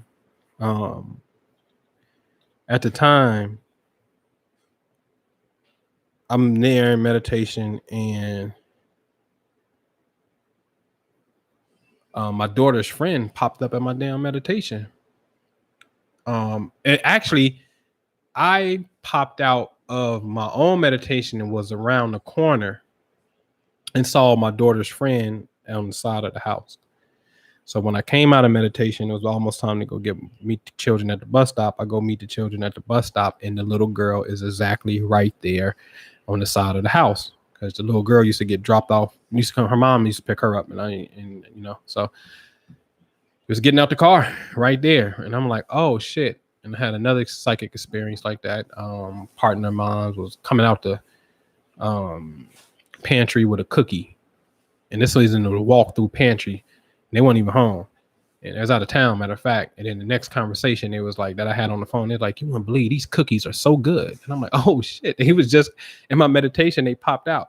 So when you start reading, like if you're really into meditation, I would suggest, and it's not going to teach you how to meditate, but it's going to talk about the superpowers from meditation, from actual real life experiences, will have to be the autobiography of a yogi by Yogananda. Just the experiences that has happened from them reaching them states. And I've been able to have these psychic experiences as well, where you're able to obviously perceive the immediate future that's coming to you or that's about to happen in your quote unquote reality before it happens. That's what I love about the imagination. I'm sorry, about meditation in the sense, because it's going to open up that psychic faculty. But again, imagination does the same thing too, because you're constantly putting your foot on the gas by making your brain cells focus on something and push something. So to answer that question, like meditation, you just have to try. So Harry Nanda, I had a guru visit me damn near like a week straight when I went through this initiation, and he'd been dead like since like what, the 90s, if I'm not mistaken, or early 2000. So like he always said it, an ounce of practice is better than a ton of theory. Don't read a book on how to. Go sit your tail down and try to. And just keep training yourself for sitting there. Sometimes you're gonna fall asleep, but that means at least you started to train yourself to the point where you got to relax yourself. So that means your brain waves has changed its pattern. You went from beta, and you just started going down, and so therefore you starting to shift the brain wave, which ultimately starts to shift the chemicals, the chemistry in the body, and whatnot. Just don't fall asleep. So just keep trying it. All right. So is it similar to deja vu or premonition? I think the deja vu experience, for me, I like to classify the deja vu experience more of a it's more of a time lapse of a past reality clearly is interacting or crossing signals with your present reality, or it was your present, or it was a past self that knew of a future event and you're catching up to it and you're trying to remember it as you saw it from back then. There's this merging point that's taking place. I don't see that as premonition. Premonition I see more as an intuitive ability to be able to foretell something, like you just got this feeling or a flash or a vision about something. You see what I'm saying? All right, so that's a good question. So when is a good idea to launch a new project with all these planets in retrograde? Right. So now you got to remember this, right? Wall Street is not having this conversation. And it doesn't mean just because they're having ultimate success right now that they won't have it later, right? Like Amazon, it took them a very long time to turn profits on their books, a very long time. All right. And they, probably need to go back and look and see. And it doesn't mean that you won't one day become a Toys R Us and blow up and be the giant, and then all of a sudden you will fall as well. It doesn't negate that. Willpower is everything, is my point of saying this, right? And so that's really a personal question, because if you were born with planets in retrograde, then this feels like this is home for you. So that the law is personal. See, this is what we got to understand. We're scattered light beings. We all fucked up in the game down here. Because if you understand this place, man, like for example, when you look at your birth chart, what you're going to understand is that, let's just deal with planets, right? The planets are always moving. So let's, like right now, let's say Mars is in Aquarius right now, and it is. But Mars technically rules the head. That's Aries. But if you were born right now with Mars in Aquarius, Mars will be in the region that deal with the ankles, because Aquarius is the damn ankles, right? And so let's just say, hypothetically speaking, that since Mars rules Aries, the Aries is the first house in the chart. That's called your rising sign, the AC in the first house. Traditionally, on house purpose wise, that's a house is just a region of space in the sky. It's a direction. That's all it is. The eastern portion of the sky is the first house. Okay. So that's technically that's the dominion of what Aries should be and what Mars should be. But Mars ain't there right now. Mars is in Aquarius right now. So Mars won't be in Aries. Let's just call this for maybe, I don't know, 6 months or so. Right. So it's out of pocket. But if you're born right now when the planet's out of pocket, then that means you're scattered light. The light energies is scattered. It's not quote unquote at home because everybody is out shopping. Very rarely it happens. Planets are at home, right? Like right now it's Leo season. So therefore the sun is in Leo. So those who are Leos is, okay, cool. The sun is at home. He ain't outside shopping like everybody else, right? So that means we're scattered light. Okay. So now the signals start to cross. So now what traditionally becomes, let's say, your money ruler, you look at your second house cusp, your money ruler should be Taurus because Taurus is the second zodiac sign and your second house should be Taurus. But when you were born, your second house ain't Taurus. It's Cancer when you're born. So now Taurus don't rule your money. Cancer rules your money. So now we look at the planet that rules Cancer, which is the moon. Now we go find the moon. The moon gives us insight of how you would like to get into your finances because you're a scattered light being. So therefore, that question is very personal. That's why I went there with it. So when you say, the retrograde, if you were born with planets in retrograde, right? So this is your time. This is normal for you. Whereas everybody else, this feels different and funny. It feels like a retro for them. So it's personable because all of this shit is predicated upon when you were born. This is why in the book of Job, the first thing Job did was he was like, I gotta understand that book, man. That first chapter is like shit. The opening scene is dope. It's just dope as hell. God is like, yo, devil, where you been at, my nigga? The devil's like, man, man, I was just over here, man, chilling, going here and over there and coming from here and going over there. As if God don't know, because I thought this nigga knew everything, but that's another question, right? So then God like, hey, my man, I need you to do me a favor, man. You see my nigga Job? See, I don't think Job believe in himself, so I want you to set that nigga up, but don't kill that nigga. But I want you to do some foul shit to this nigga. God is having a conversation with the devil. He ain't killed the devil. There's a whole nother conversation. He didn't kill him. He could have rid the earth from evil from good, but God didn't do that. God had a conversation. In fact, where I'm from, they call that conspiracy. You're conspiring is what you're doing, okay? In fact, it's since you're planning a crime and you know about the crime, you're now an accomplice to it as well. Okay. But whole nother story, God, because I know what you're doing. So he tests this guy, and then Job says he had to school his wife about the game of duality. His wife was like, well, you getting all this evil stuff and you curse God. And Job was like, whoa, hold up, you foolish woman. If I can praise the good from God, I can praise the evil from God because it is of God. And what did the book say at the end? For all that Job said, he said nothing wrong. So he called evil God, and he wasn't wrong for that. But one of the first things Job did was he's like, man, I detest my birthday, the day that I was born. That's why in the book of Job, it starts talking about the Pleiades and Orion and all these stars. It's talking about man's many different fluctuations that we will go through as if we are, and we are to a degree, under the influence of cosmic light waves, okay? Because you have not risen to become Christ. You got to become the risen Lord, where you're the son that's traveling within the 12. And then these 12 is rolling with you as a supreme being. The real 13th sign is you, yourself, the true and living God inside of you, resurrected.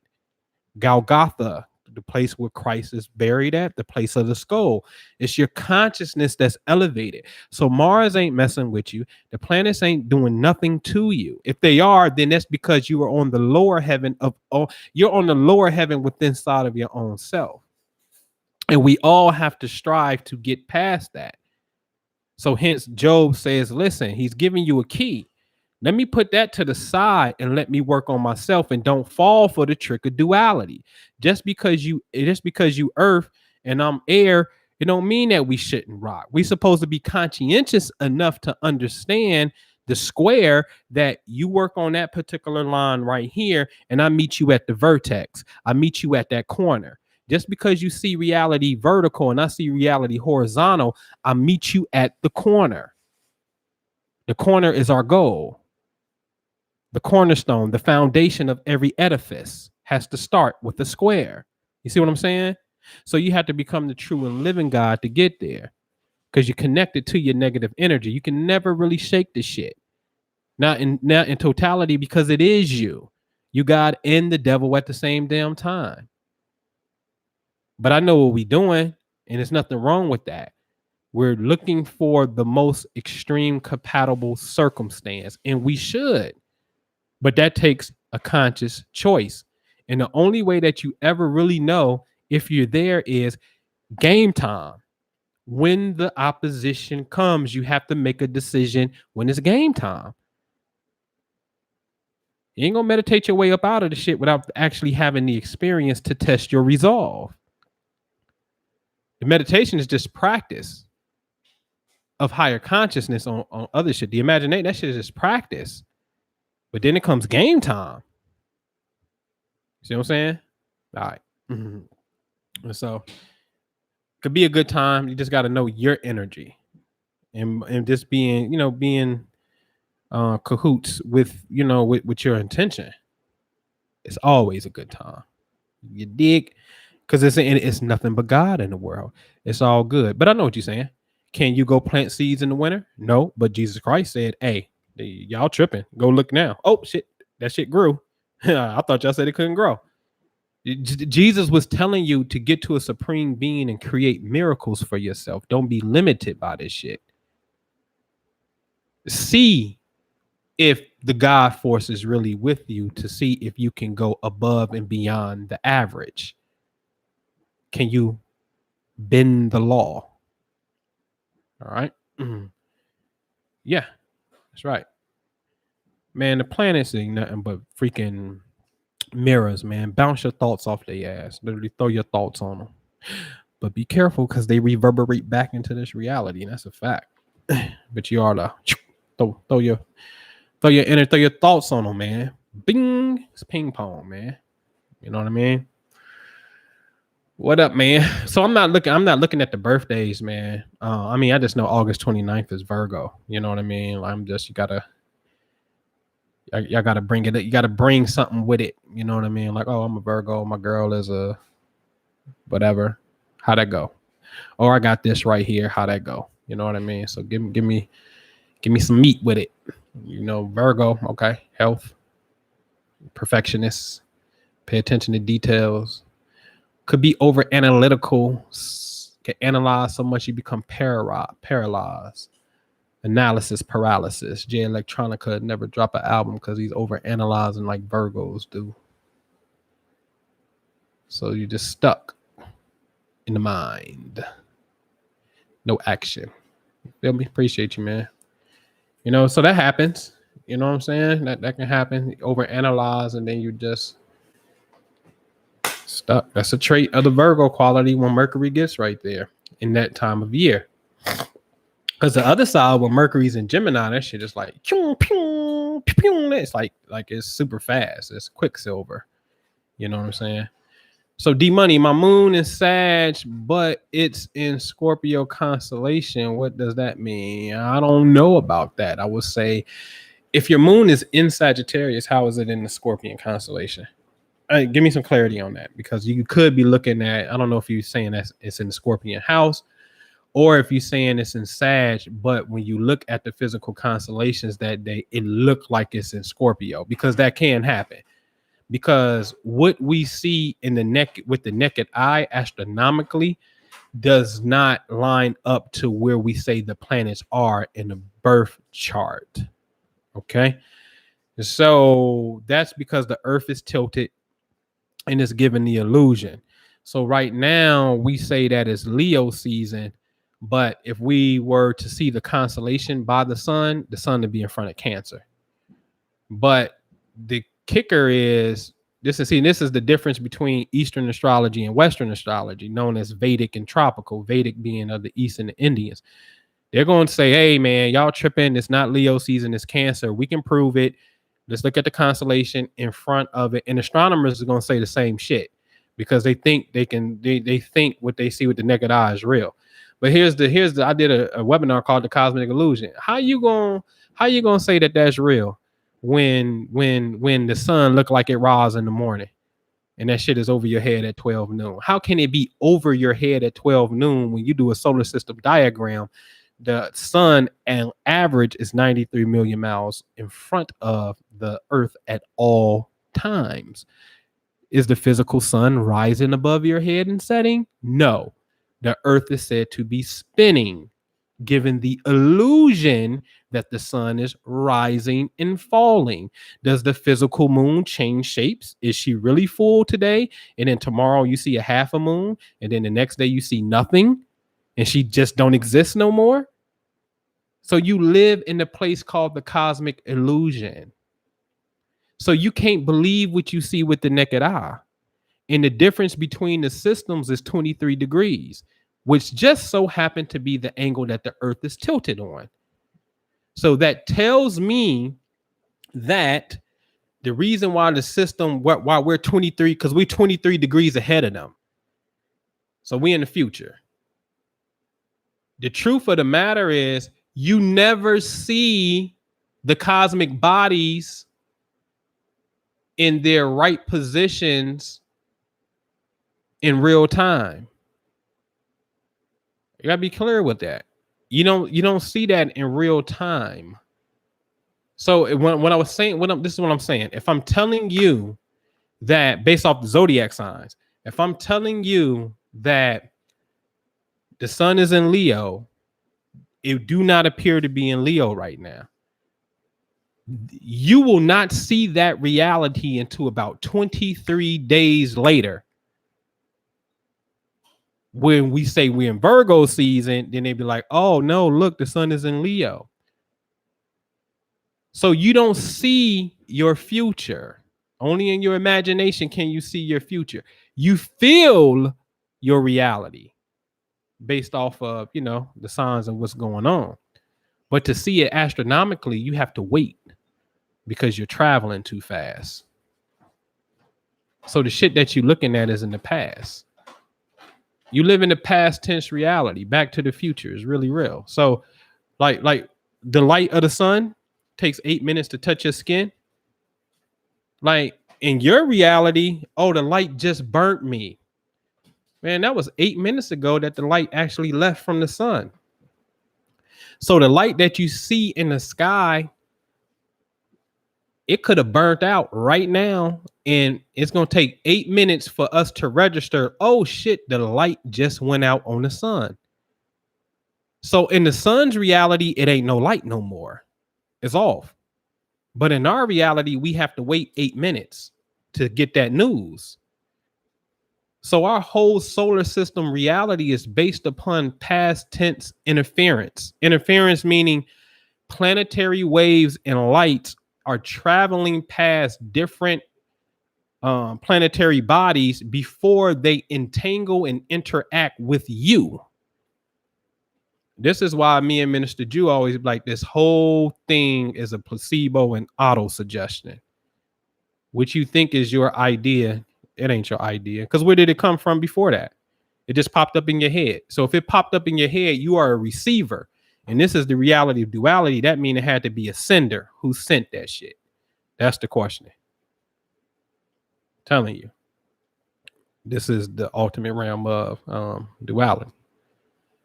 So if you were saying that, it's because the Earth, if you're saying I got a Sag moon, but it's in the Scorpio constellation, that's because the way that the Earth is tilted, man, it gives the illusion that the planets are one sign back. And I'm going to get into this in Programming the Matrix in the webinar the last Sunday of the month, because this is when in 2011, January the 13th, 2011 was the year and the day that an astronomer came out and said, oh no, it's the 13th sign, Ophiuchus. Everybody, you're one sign back. What they didn't tell you is that if you're born on the last 6 days of a zodiac sign, that law does not apply to you. You're still the same sign. So what are you really saying? You see what I'm saying? So it's the difference of the tilt. You see what I'm saying? That's giving this illusion that the planet is behind. It's no difference than, this is how you know it's the truth, because we in motion. All planets are in motion, right? Next time you're traveling on the highway, look at the wheel of the car next to you. Look at the rims. It's going to appear to go forward, and then you're going to look at it, and it's going to look like it's going backwards. Can I get an amen in the chat? Because I know you've seen this. Let me get an amen. You seen this? That's a great observation. the car. Y'all seen that? If anybody paid attention, you're on the highway, you look at a wheel of the traveling car next to you. The wheel seems to go forward. Then at some point, the rim starts to look like it's spinning backwards. Have y'all seen that? Thank you. Y'all seen it? It's the exact same shit in the cosmos because we all traveling. So that's the difference between the two systems of Eastern astrology and Western astrology. All right. So the Vedic and the Eastern system is going off what they see with the naked eye. They will be 23 degrees behind us. That's fine. That's cool. And then we'd be up in the future and whatnot. And then both systems don't knock progression, which is a whole nother conversation, but you ain't going to do nothing but progress back up to the point where you was at anyway. So you can go backwards if you want to, but you're going to progress up to the point of where you was at, because the progress chart is very real, because your soul is living, your earthly incarnation is living. So every time you become 1 year older, your chart moves basically like 1 degree, and then the sun moves 1 degree to mirror who you are. So it starts to go up. All right. True story, man. For real. So that's why it's a difference, because we live in the place of the cosmic illusion. I might run that webinar back too, man. All right. So we're going to take it up to 2 hours, man. This is just a good, man. Y'all vibing, man. We got 151. So we got about 9 minutes. If you got a question, let me know. Try my best to answer it for you. What's my perspective on Venus and Aquarius? Oh, shit. In the first house, but very close to the second house, almost borderline second house. All right. So Venus in Aquarius in the second house is knocking on the door of the money, right? So that's knock, knock. Venus traditionally rules the second house because Taurus is the second house. So Venus is trying to go back home to the region of space, not the constellation, because the constellation is Aquarius, to the region of space, the second house, which is pretty much the northeast portion of the sky. This is the money house. All right. So Venus is trying to get back. So if it's right there on the door, that's good, because if you understand the progression of the sign in a couple days, Venus moves fast, almost 2 degrees at times a day. So tomorrow, Venus will be there. You know, this for sure in a couple days, Venus is going to be there. So that's telling you that the planet of money is aiming and longing for, you know, home, to go back home. So you really should put a focus on finances. Aquarius is going to be technology, groups of people, some type of humanitarian effort. All right. So it could be a nonprofit. It's like Aquarius is the Red Cross. You know what I mean? It's that type of energy. So you can have that. Jew don't like Aquarius. I mean, Venus and Aquarius, especially for women. Venus and Aquarius tends to be, because Aquarius is unorthodox, super duper. It's a sign of friends. So Venus deals with relationships. So Venus in Aquarius says, well, I have homie lover friends. That's what it equates to. It's an R. Kelly type of move, not necessarily the negative connotation that surrounds R. Kelly, but it's Aquarius is freedom. So then Venus is love. So then it says, oh, okay, well, I got this. It's an element of freedom love that happens and whatnot. So it just is what it is, man. That's what it is. Venus in Aquarius. Venus and Aquarius.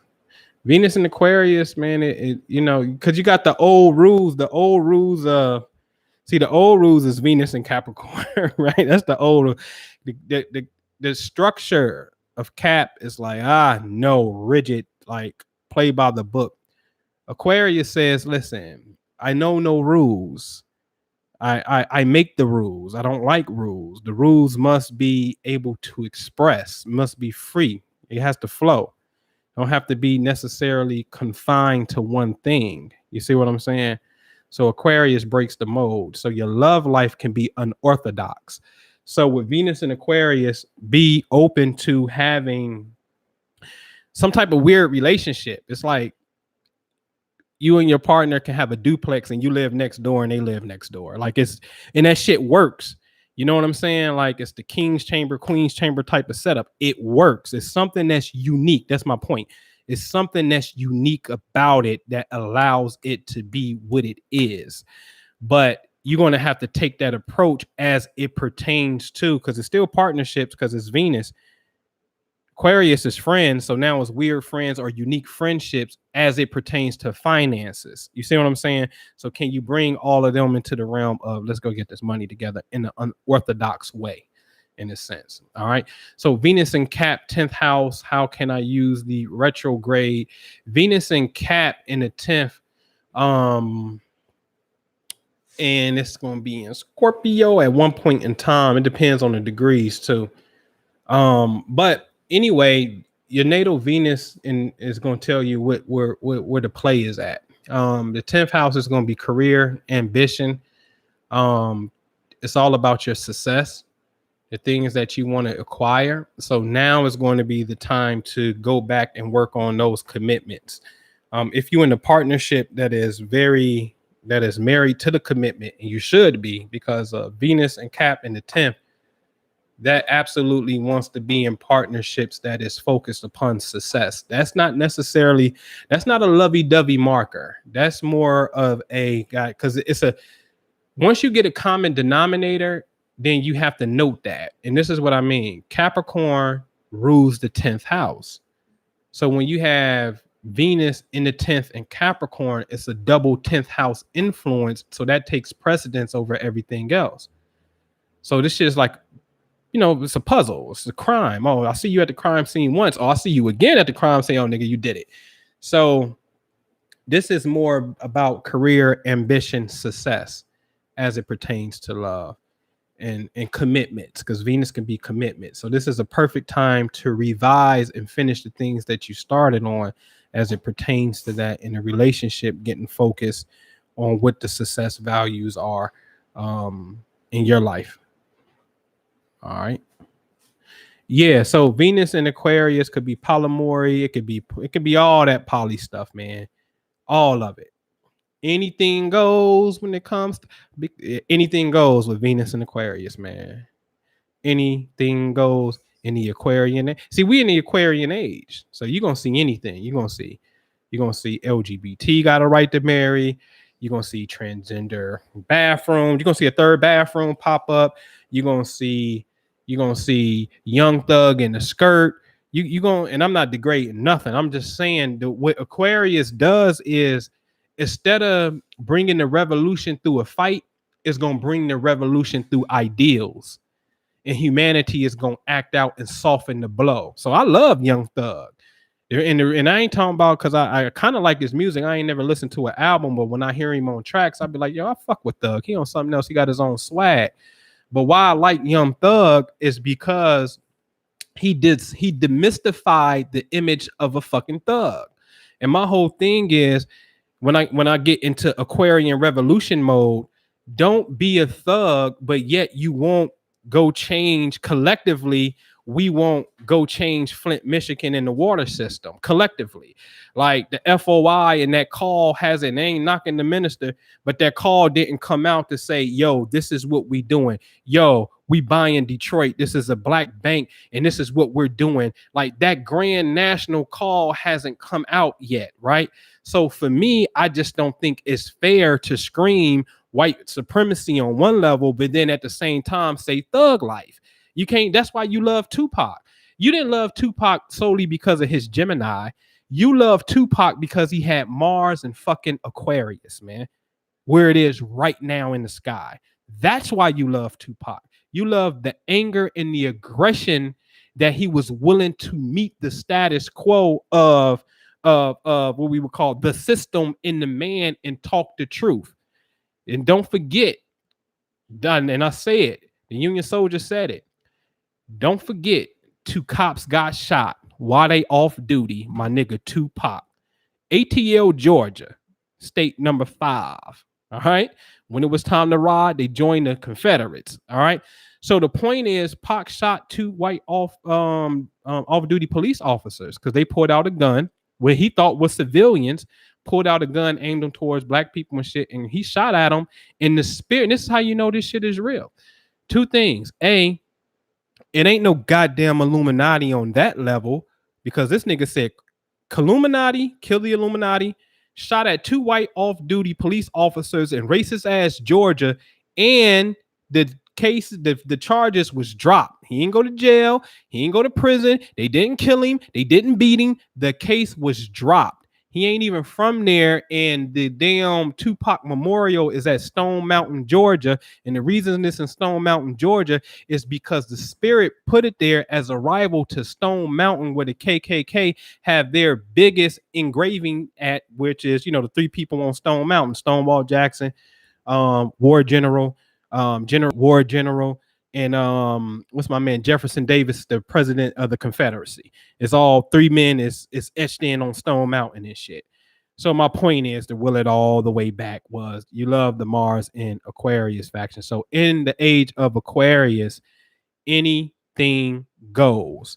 So the young thugs of the world, you're going to see that, all right, the Aquarian frequency will change it through ideals and policies, in a sense, and will make you lower your thug bar, will make you lower your status, quote, racism, feminist, anti-gay psyche. All of that has to come tumbling down. So the revolution will be televised. Don't fall for the bullshit. You live in a world where everything is televised. The revolution has already started. The problem is, you think the revolution means gunshots, and it don't. It's something else that has taken place, because you refuse to go to that level. And that's good, because you're not ready to go to that level. You shouldn't go to that level. You don't have to go to that level. So this is chess. And not to degrade anybody on chess, sometimes you got to move the infantry, known as the pawns, known as LGBT, and the young thuggers in the world, to come and cripple and dismantle the system to get them to change. Because what starts to happen is, it's easier for you to walk up into the office and take over. The break is over. That's how you do it. It's chess, man. It's all chess. It's all global chess of God. Everything is God. Even what you don't like is God. Don't mean that it will always be, but it just do what it do for what you needed to do it for. You dig? All right, where we at, man? On time, man. 2:40. I said 2 hours. That's what it was with the 2. So give me one more. We got one more.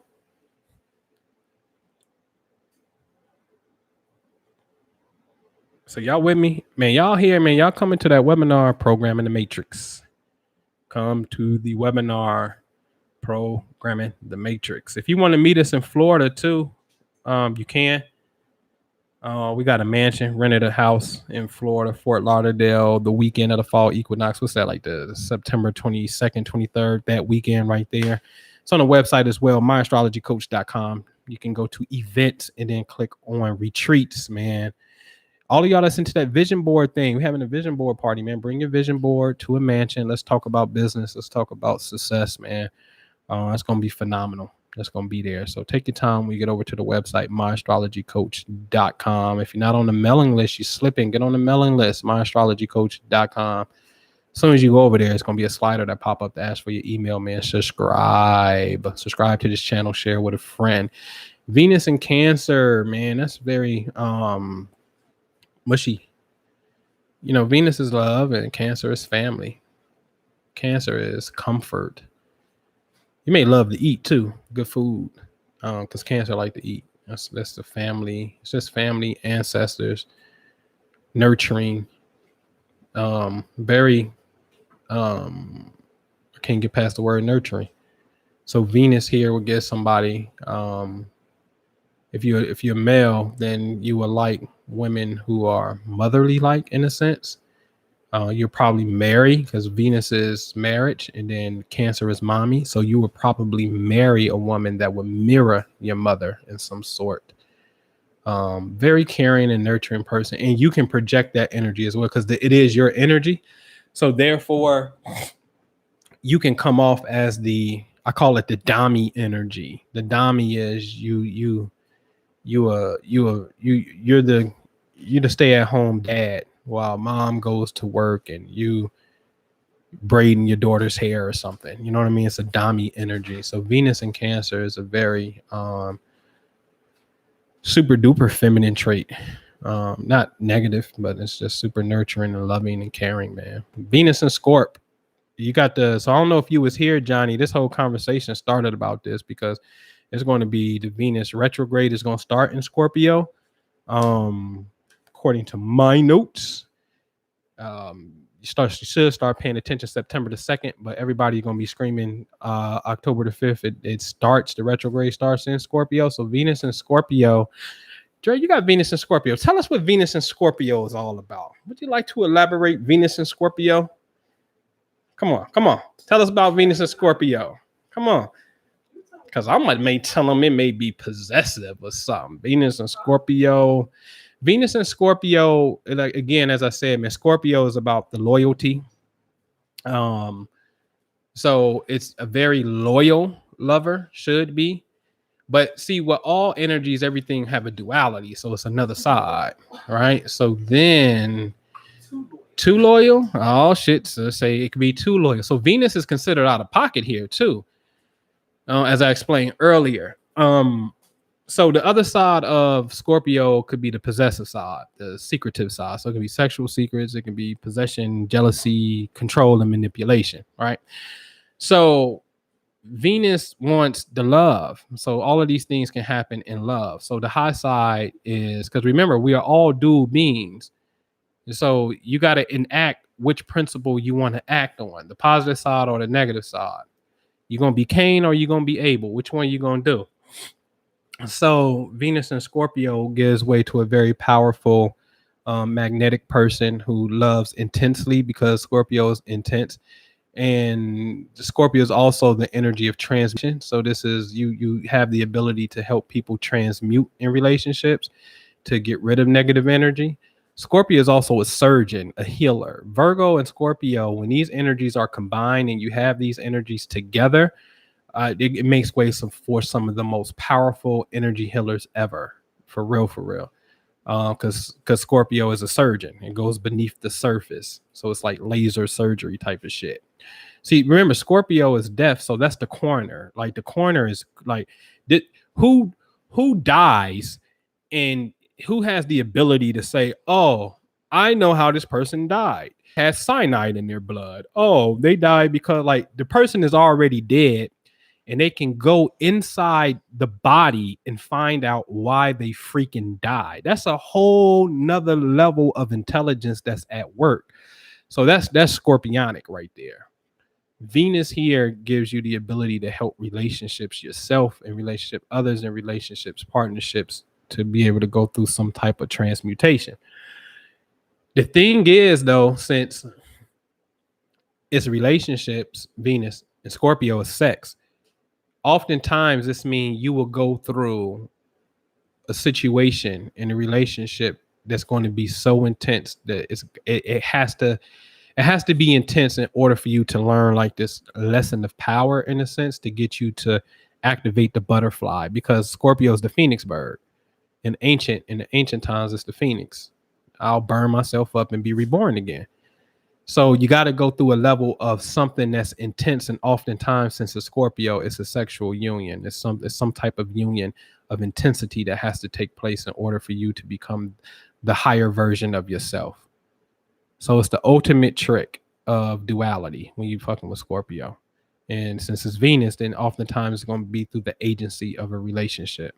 Feel me? So that's what can happen with that right there. Now Venus and Leo is an attention whore, It's not bad. And I'm not saying that in a bad way. Venus, and I love it. Actually, Venus and Leo is exalted in my book because Leo is the royalty, fun. Venus is warm. Look at the energies; they're very similar. Venus energy is warm, sugar and spice, harmony, good music, good food, arts. It's a very great entertaining energy. Leo wants to have fun and wants to be romantic and you know it's just outgoing like that. So these two energies really complement each other well in my system, and I'm pretty dope.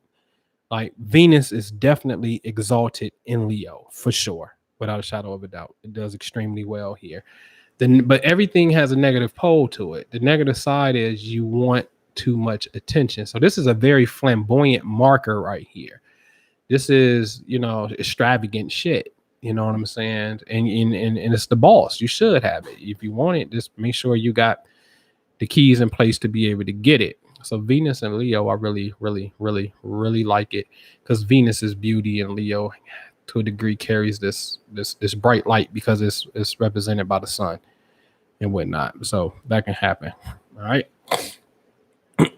Pluto and Scorpion. I mean, it's just a double Scorpion energy, but worse, you know, because Pluto rules Scorpio. So Pluto is the control portion of it. You know what I mean? The transmutation. So all the stuff I spoke about, Venus and Scorpio, dealing with the Scorpio frequency, times 2 with Pluto there. Because when the planet's at home, that energy is more likely to become more active. All right.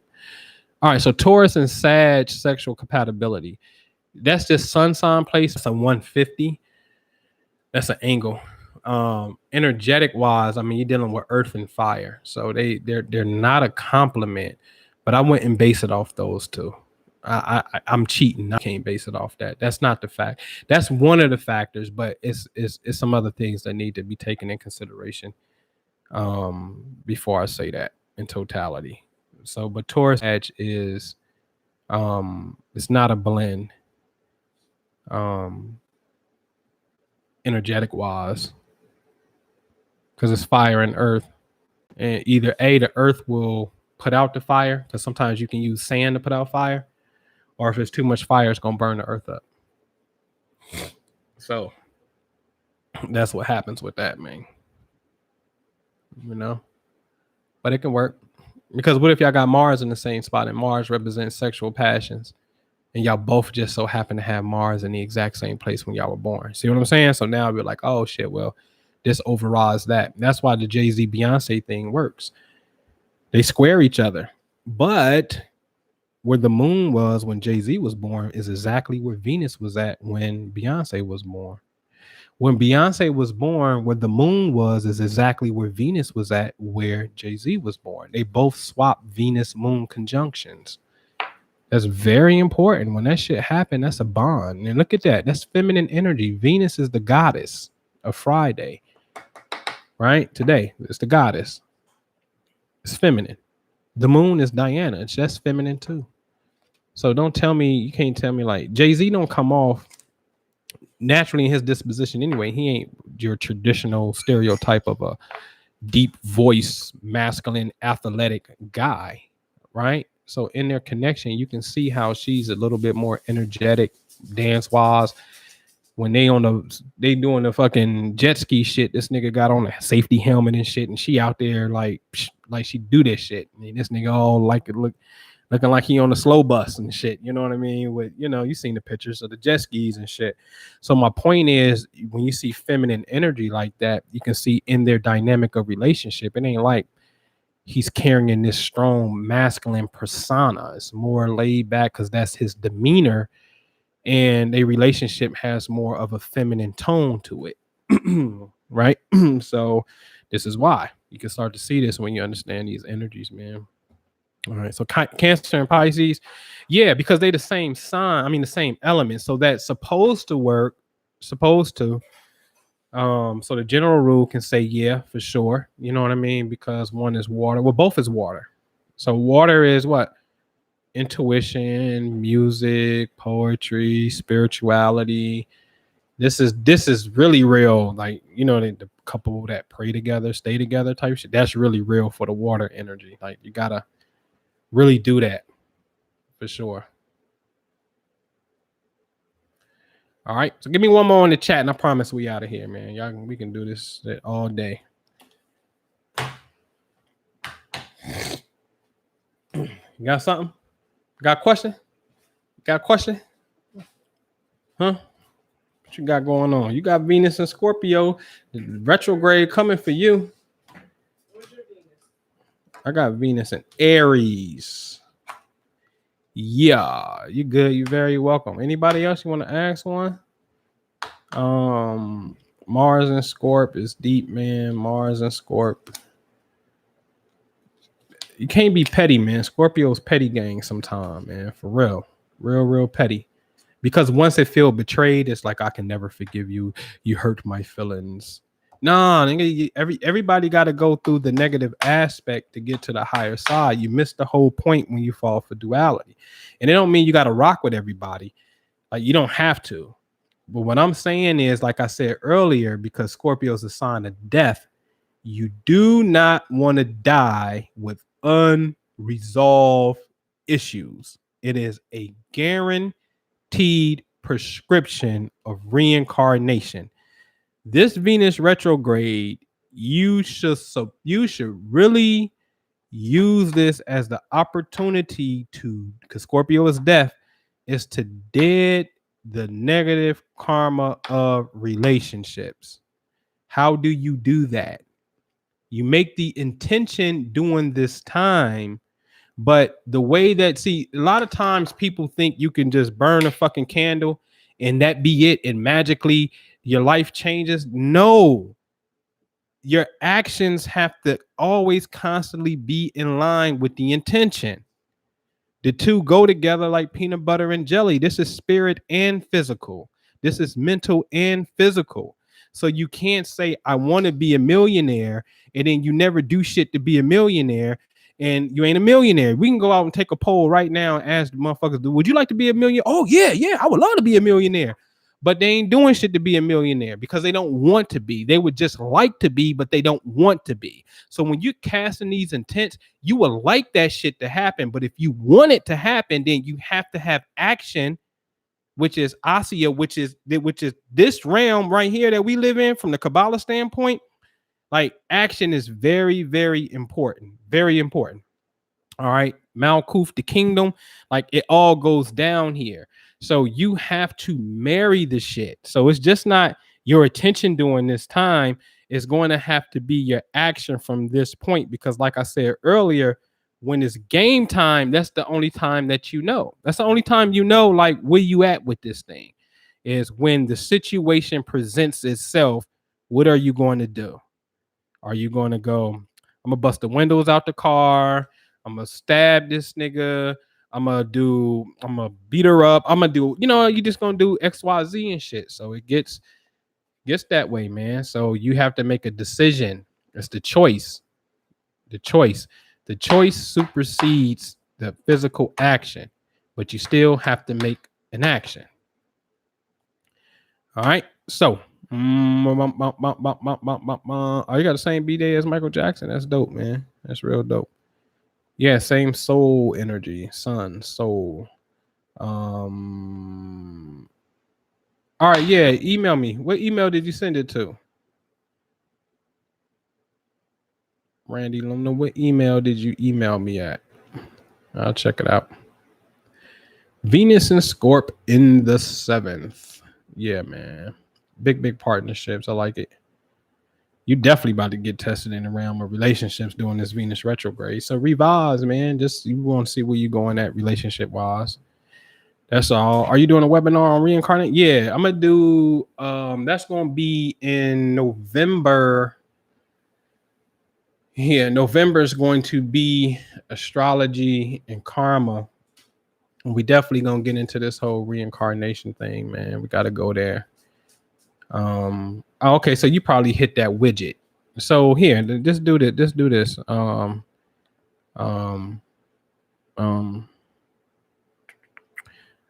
gonna type. I'm gonna give you my Gmail. In fact, you can just do this one right here, hip hop, because that probably hit my widget joint, and I'll see it when I sign in over there. but you can do hip hop astrology TV at Gmail, and I'll get it. So email that, um, and I'll see it as well, man. So Venus and Leo in the ninth, higher learning. That's a dope placement. You can fall in love with a teacher because the ninth that's the Sagittarian house, so that's higher principles, wisdom outside of the country. Venus and Leo, that's foreign people, so that you may have a interracial relationship when you got Venus and Leo in the ninth. Definitely, I would definitely recommend, like, that's the markers. Like, do you have an ideal? Like my dad, he's infatuated with Brazilian women, like always been. Going to Rio de Janeiro, that's his dream and shit. And so if he had Venus in the ninth, like that, it's like, okay, that's that. I like to date outside of my race type of thing. That's what that could be. Very smart children too, because children is Leo and the ninth house is college material type stuff. All right. And my last one from my yacht will be Venus and Virgo in the second. So Venus and Virgo puts more of a work energy to things, and I see a common denominator here. Virgo is work, and more work, and more work. Second house is money. We work for the what? Money. So that's a common denominator. Venus rules Taurus, which is the second house, which is a common denominator. So this is more of a placement that deals with money, man, and work. Make sure, because Venus is harmony, make sure that the work that you do could be through some type of holistic things that's health conscious, or here's a broad definition, it's some type of service, right? Being of service to people, firemen, whatever. It's just being of service. Just make sure that your work is fulfilling and it brings you joy, because Venus is joy. It brings you joy as it pertains to your finances. That's very important for you. Very important. That's a universal principle that because Venus is the universal ruler of money, irregardless to us being scattered light beings and these different planets rule over these areas. Venus is the universal player and ruler of money. So make sure that you're happy doing what you're doing, because Venus brings harmony. See, a nursing student. See, so the question is, are you happy in that field and whatnot when it comes to health and stuff like that? If you're happy in that field, then it's about you keep on going and you can make some great money doing it.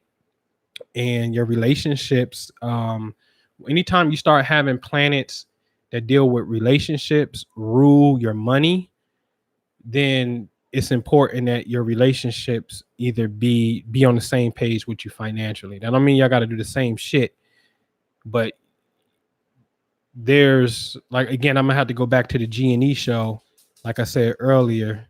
Grant Cardone right here on YouTube. Go to that playlist, the G&E show, so you can see a functioning, successful husband and wife. I don't care what color they are. God damn it, they getting it and they understand it and can prove it. You want to make sure that you're on the same page. Like, Elena don't know how to sell. That's Grant. He know how to sell shit. That's his thing and whatnot. But they on the same page of building a freaking empire together.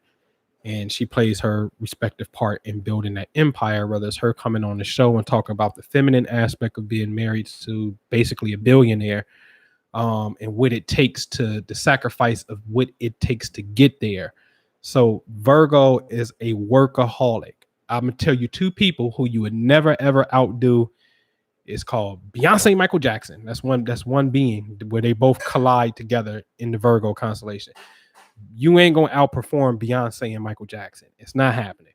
Okay, so that's the Virgo energy. It's work like no other. Okay, second house is finances. So my point of saying that is, since Venus rules relationships, you want to make sure that your relationships is got some type of financial IQ going on. Like, that's your criteria for relationships check. Like, what's your credit score? What are your financial goals?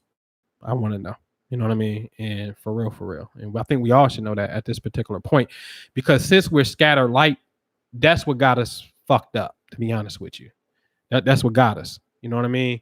Because the planets are sitting in places where other planets have dominion.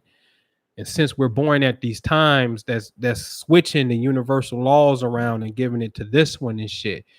And if we can get back to the universal core, again, this is why going back to the book of Job. I'm gonna end with this. Job had 3 daughters and 3 sons. And 7 sons. Each son had a day of the week in which they had a festival. What the narrator was trying to get you to understand was the festival for the day of the week. Like today is Friday, the day of Venus, the day of beauty. This is the day you go get your hair cut, you get your nails done, you get your hair did. Okay. It's the day of beauty, Friday. We do it like clockwork. We do this shit all the time. Okay. So these days we're talking about different vibrational frequencies as they go to planets. Monday, the day of the moon. Tuesday is Mars Day. Wednesday is Mercury. Thor Day. Thursday is Jupiter. Friday, like I said, is Venus. Tomorrow, Saturn Day, is Saturn. And obviously Sunday, the day of the sun. We live in this cosmic frequency. It's just the truth. So he had 7 sons and they all had their festivals, was to give you an understanding that you need to understand the 7 heavens. In the Holy Quran, it always talk about Allah in the 7 heavens. These 7 layers also would becomes this rendition of 7 chakras and shit. It's really talking about, on one level, it's talking about a level of understanding with planetary forces. Okay. Again, Job denounces his birthday to give you a clear indicator what they're really talking about. The 3 daughters will always go into the son's house. So when his son Monday had a festival, the 3 daughters went to his house. Then on Tuesday, the party was over here. Then Wednesday, it was over here. So why are they telling you that the 3 are always going inside of the 7? Because the reason that there's 3 daughters is because, one, in Hebrew, there are 3 mother letters. It's only 22 letters. 3 are considered mother letters: air, water, and fire. Aleph is air, Meme is shin, is water rather, and Shin is fire. There is no earth because you are the earth. You are the activating ingredient. You're on the planet Earth that has majority water, that has volcanoes and fire at the core, and then you must breathe air. So on Earth, this is the melting pot of what everything is congealed together. Okay? So you are the Earth. You don't look for Earth, you are the Earth. Okay? So these 3 elements is what they're talking about. These 3 elements go inside of the planets because each zodiac sign, look at the Hebrew. The Hebrew is dope. The Hebrew is telling you something. You have 3 mother letters, then 7 double letters, which correspond to the 7 days of the week, which are 7 planets. And then the remaining 12 are the 12 zodiac signs.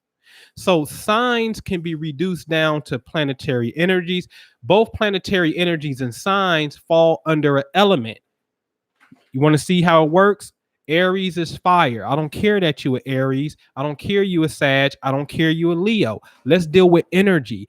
Fire is fire. It's going to be active. It's going to be activity. We need to be enthusiastic and have shit to do, or we going to burn something up, period. I don't care that you Jimmy. I don't care if you Aquarius. I don't care if you Libra. Ideas and expression. Let's go. Let's talk. Let's write. Let's do. Let's create. I don't care if you Virgo, Capricorn, and Taurus. Your Earth. Get money, physical things, take your time, be practical, but build edifices and make sure the shit is flowing. Usually the people who got ideas, and it's not to take away from the sign, but the active principle, the masculine principle of fire and air is more of a principle. It's not a person. It's more of a principle that a person enacts that says this is the ideas and concepts, while the worker bees or the material bees are of the feminine nature, earth and water signs that will give construct, mother, that will give construct and form to the shit. You see what I'm saying? So if you water, Pisces, Cancer, and Scorp. I don't care if you water. Let's get into this intuition thing. Let's get into this nurturing thing. And let's really get into this thing of love and caring. That's what it's about for that. You see what I'm saying? So we can strip it all down to the core. So in the book of Job, what they're doing is they're stripping the energies down to its core. So when you start studying color theory, this is why I'm not going to open it this year. I'll do it next year, but this year I had a class. It's a year class called the Cosmic Light Body. You need to understand, like, yo, right now the sun is in Leo. There's certain things in bodily systems you should be activating right now. You see what I'm saying? It's a fact. You should be doing that. All right. But my point is, when you understand colors, there are only 3 primary colors. Go pull up Google Images and type in color wheel right now. You're going to see 3 primary colors: red, yellow, blue. Okay. Now, if you're an artist, they switch it and take out yellow and put in green, but I'm telling you it's yellow. So red, yellow, and blue. Then these 3 mix together and they create another 3, which are pretty much I call these the secondary colors. That's what they're called. You got primary colors are 3, but the 3 primary colors of creation in which all colors come from. Let's look at this shit. Red and blue is going to create what? Purple, right? Blue and yellow is going to create green, right? And then what's that? Red and yellow is going to create orange. So now here go another 3. There go your 6-pointed star. So you got the 3 in creation. When they mix with each other, they create another 3. And now you got 6, which are your real 6 chakras in your body, because the 7th on your crown is talking about a whole nother point. All right. Whole nother conversation as well, because there's only 6 chakras in the damn body. And the man and woman don't share the same chakras because we ain't the same damn beings. Physiologically speaking, we don't have the same function. So we can't share the same everything because our functions are different. It's just in different places. But again, we babies and we just now coming to this, and we get into this in my light body joint. So anyway, when you look at this, we stripping the energy down back to its colors. Now look at this. You got 6 colors now. So then what happens? If you make these 6 interact with each other, 6 times 2 is 12. There go your 12 zodiac signs. So it becomes 12 signs on the outer wheel. These are called what? Hereditary colors. So you have a red, orange, purple, blue. You see what I'm saying? So these are hereditary colors, which comes back down to the secondary colors, which can be reduced down to the 3 primary colors. So in the Bible, they was giving you the 3 frequencies. So if you roll with us, you would see Minister Jew always talking about something about that number 3, that number 3. What did I tell you about the number 3? Because there's only 3 primary functions of light in which all visible things manifest exist from. Every physical thing that you can see in your reality, right, that has some type of color to it. And if it has a color to it, that means it comes from the 3 primary source of light. Therefore, in the Chinese, they call this what? The Tao. Or when you start to get into it, the 3 pure ones, which is the goddamn Migos. When I did a video on that. So it's all hip hop. You got to see the shit. And I ain't bugging because Migos, I did a whole video on that shit talking about the Migos is the 3 pure ones. And then next thing you know, later, they come out with a video doing some chop suey shit. I don't know, I forget the name, stir fry. They come up with a video called Stir Fry like they ass is Asian and shit, because they represent these light code fluctuations. And the reason why they're successful is because the world don't never see 3 like that. You see what I'm saying? They are the fucking walking trinity that really is talking about the 3 primary colors of light in which everything comes from. You are an amalgamation of your mama and daddy. They go to Holy Trinity. Okay. And then if you are, and then of course it can turn into 4, because then you got, the son and the daughter. But shit, the daughter still has her own, each child has its own perspective and being a product of the 2. So you always going to get back. It's this game of duality that y'all got to see that it's really one. Amen. Can I get a final amen? And we out of here. Final amen. Y'all good? Amen. We good? You understand?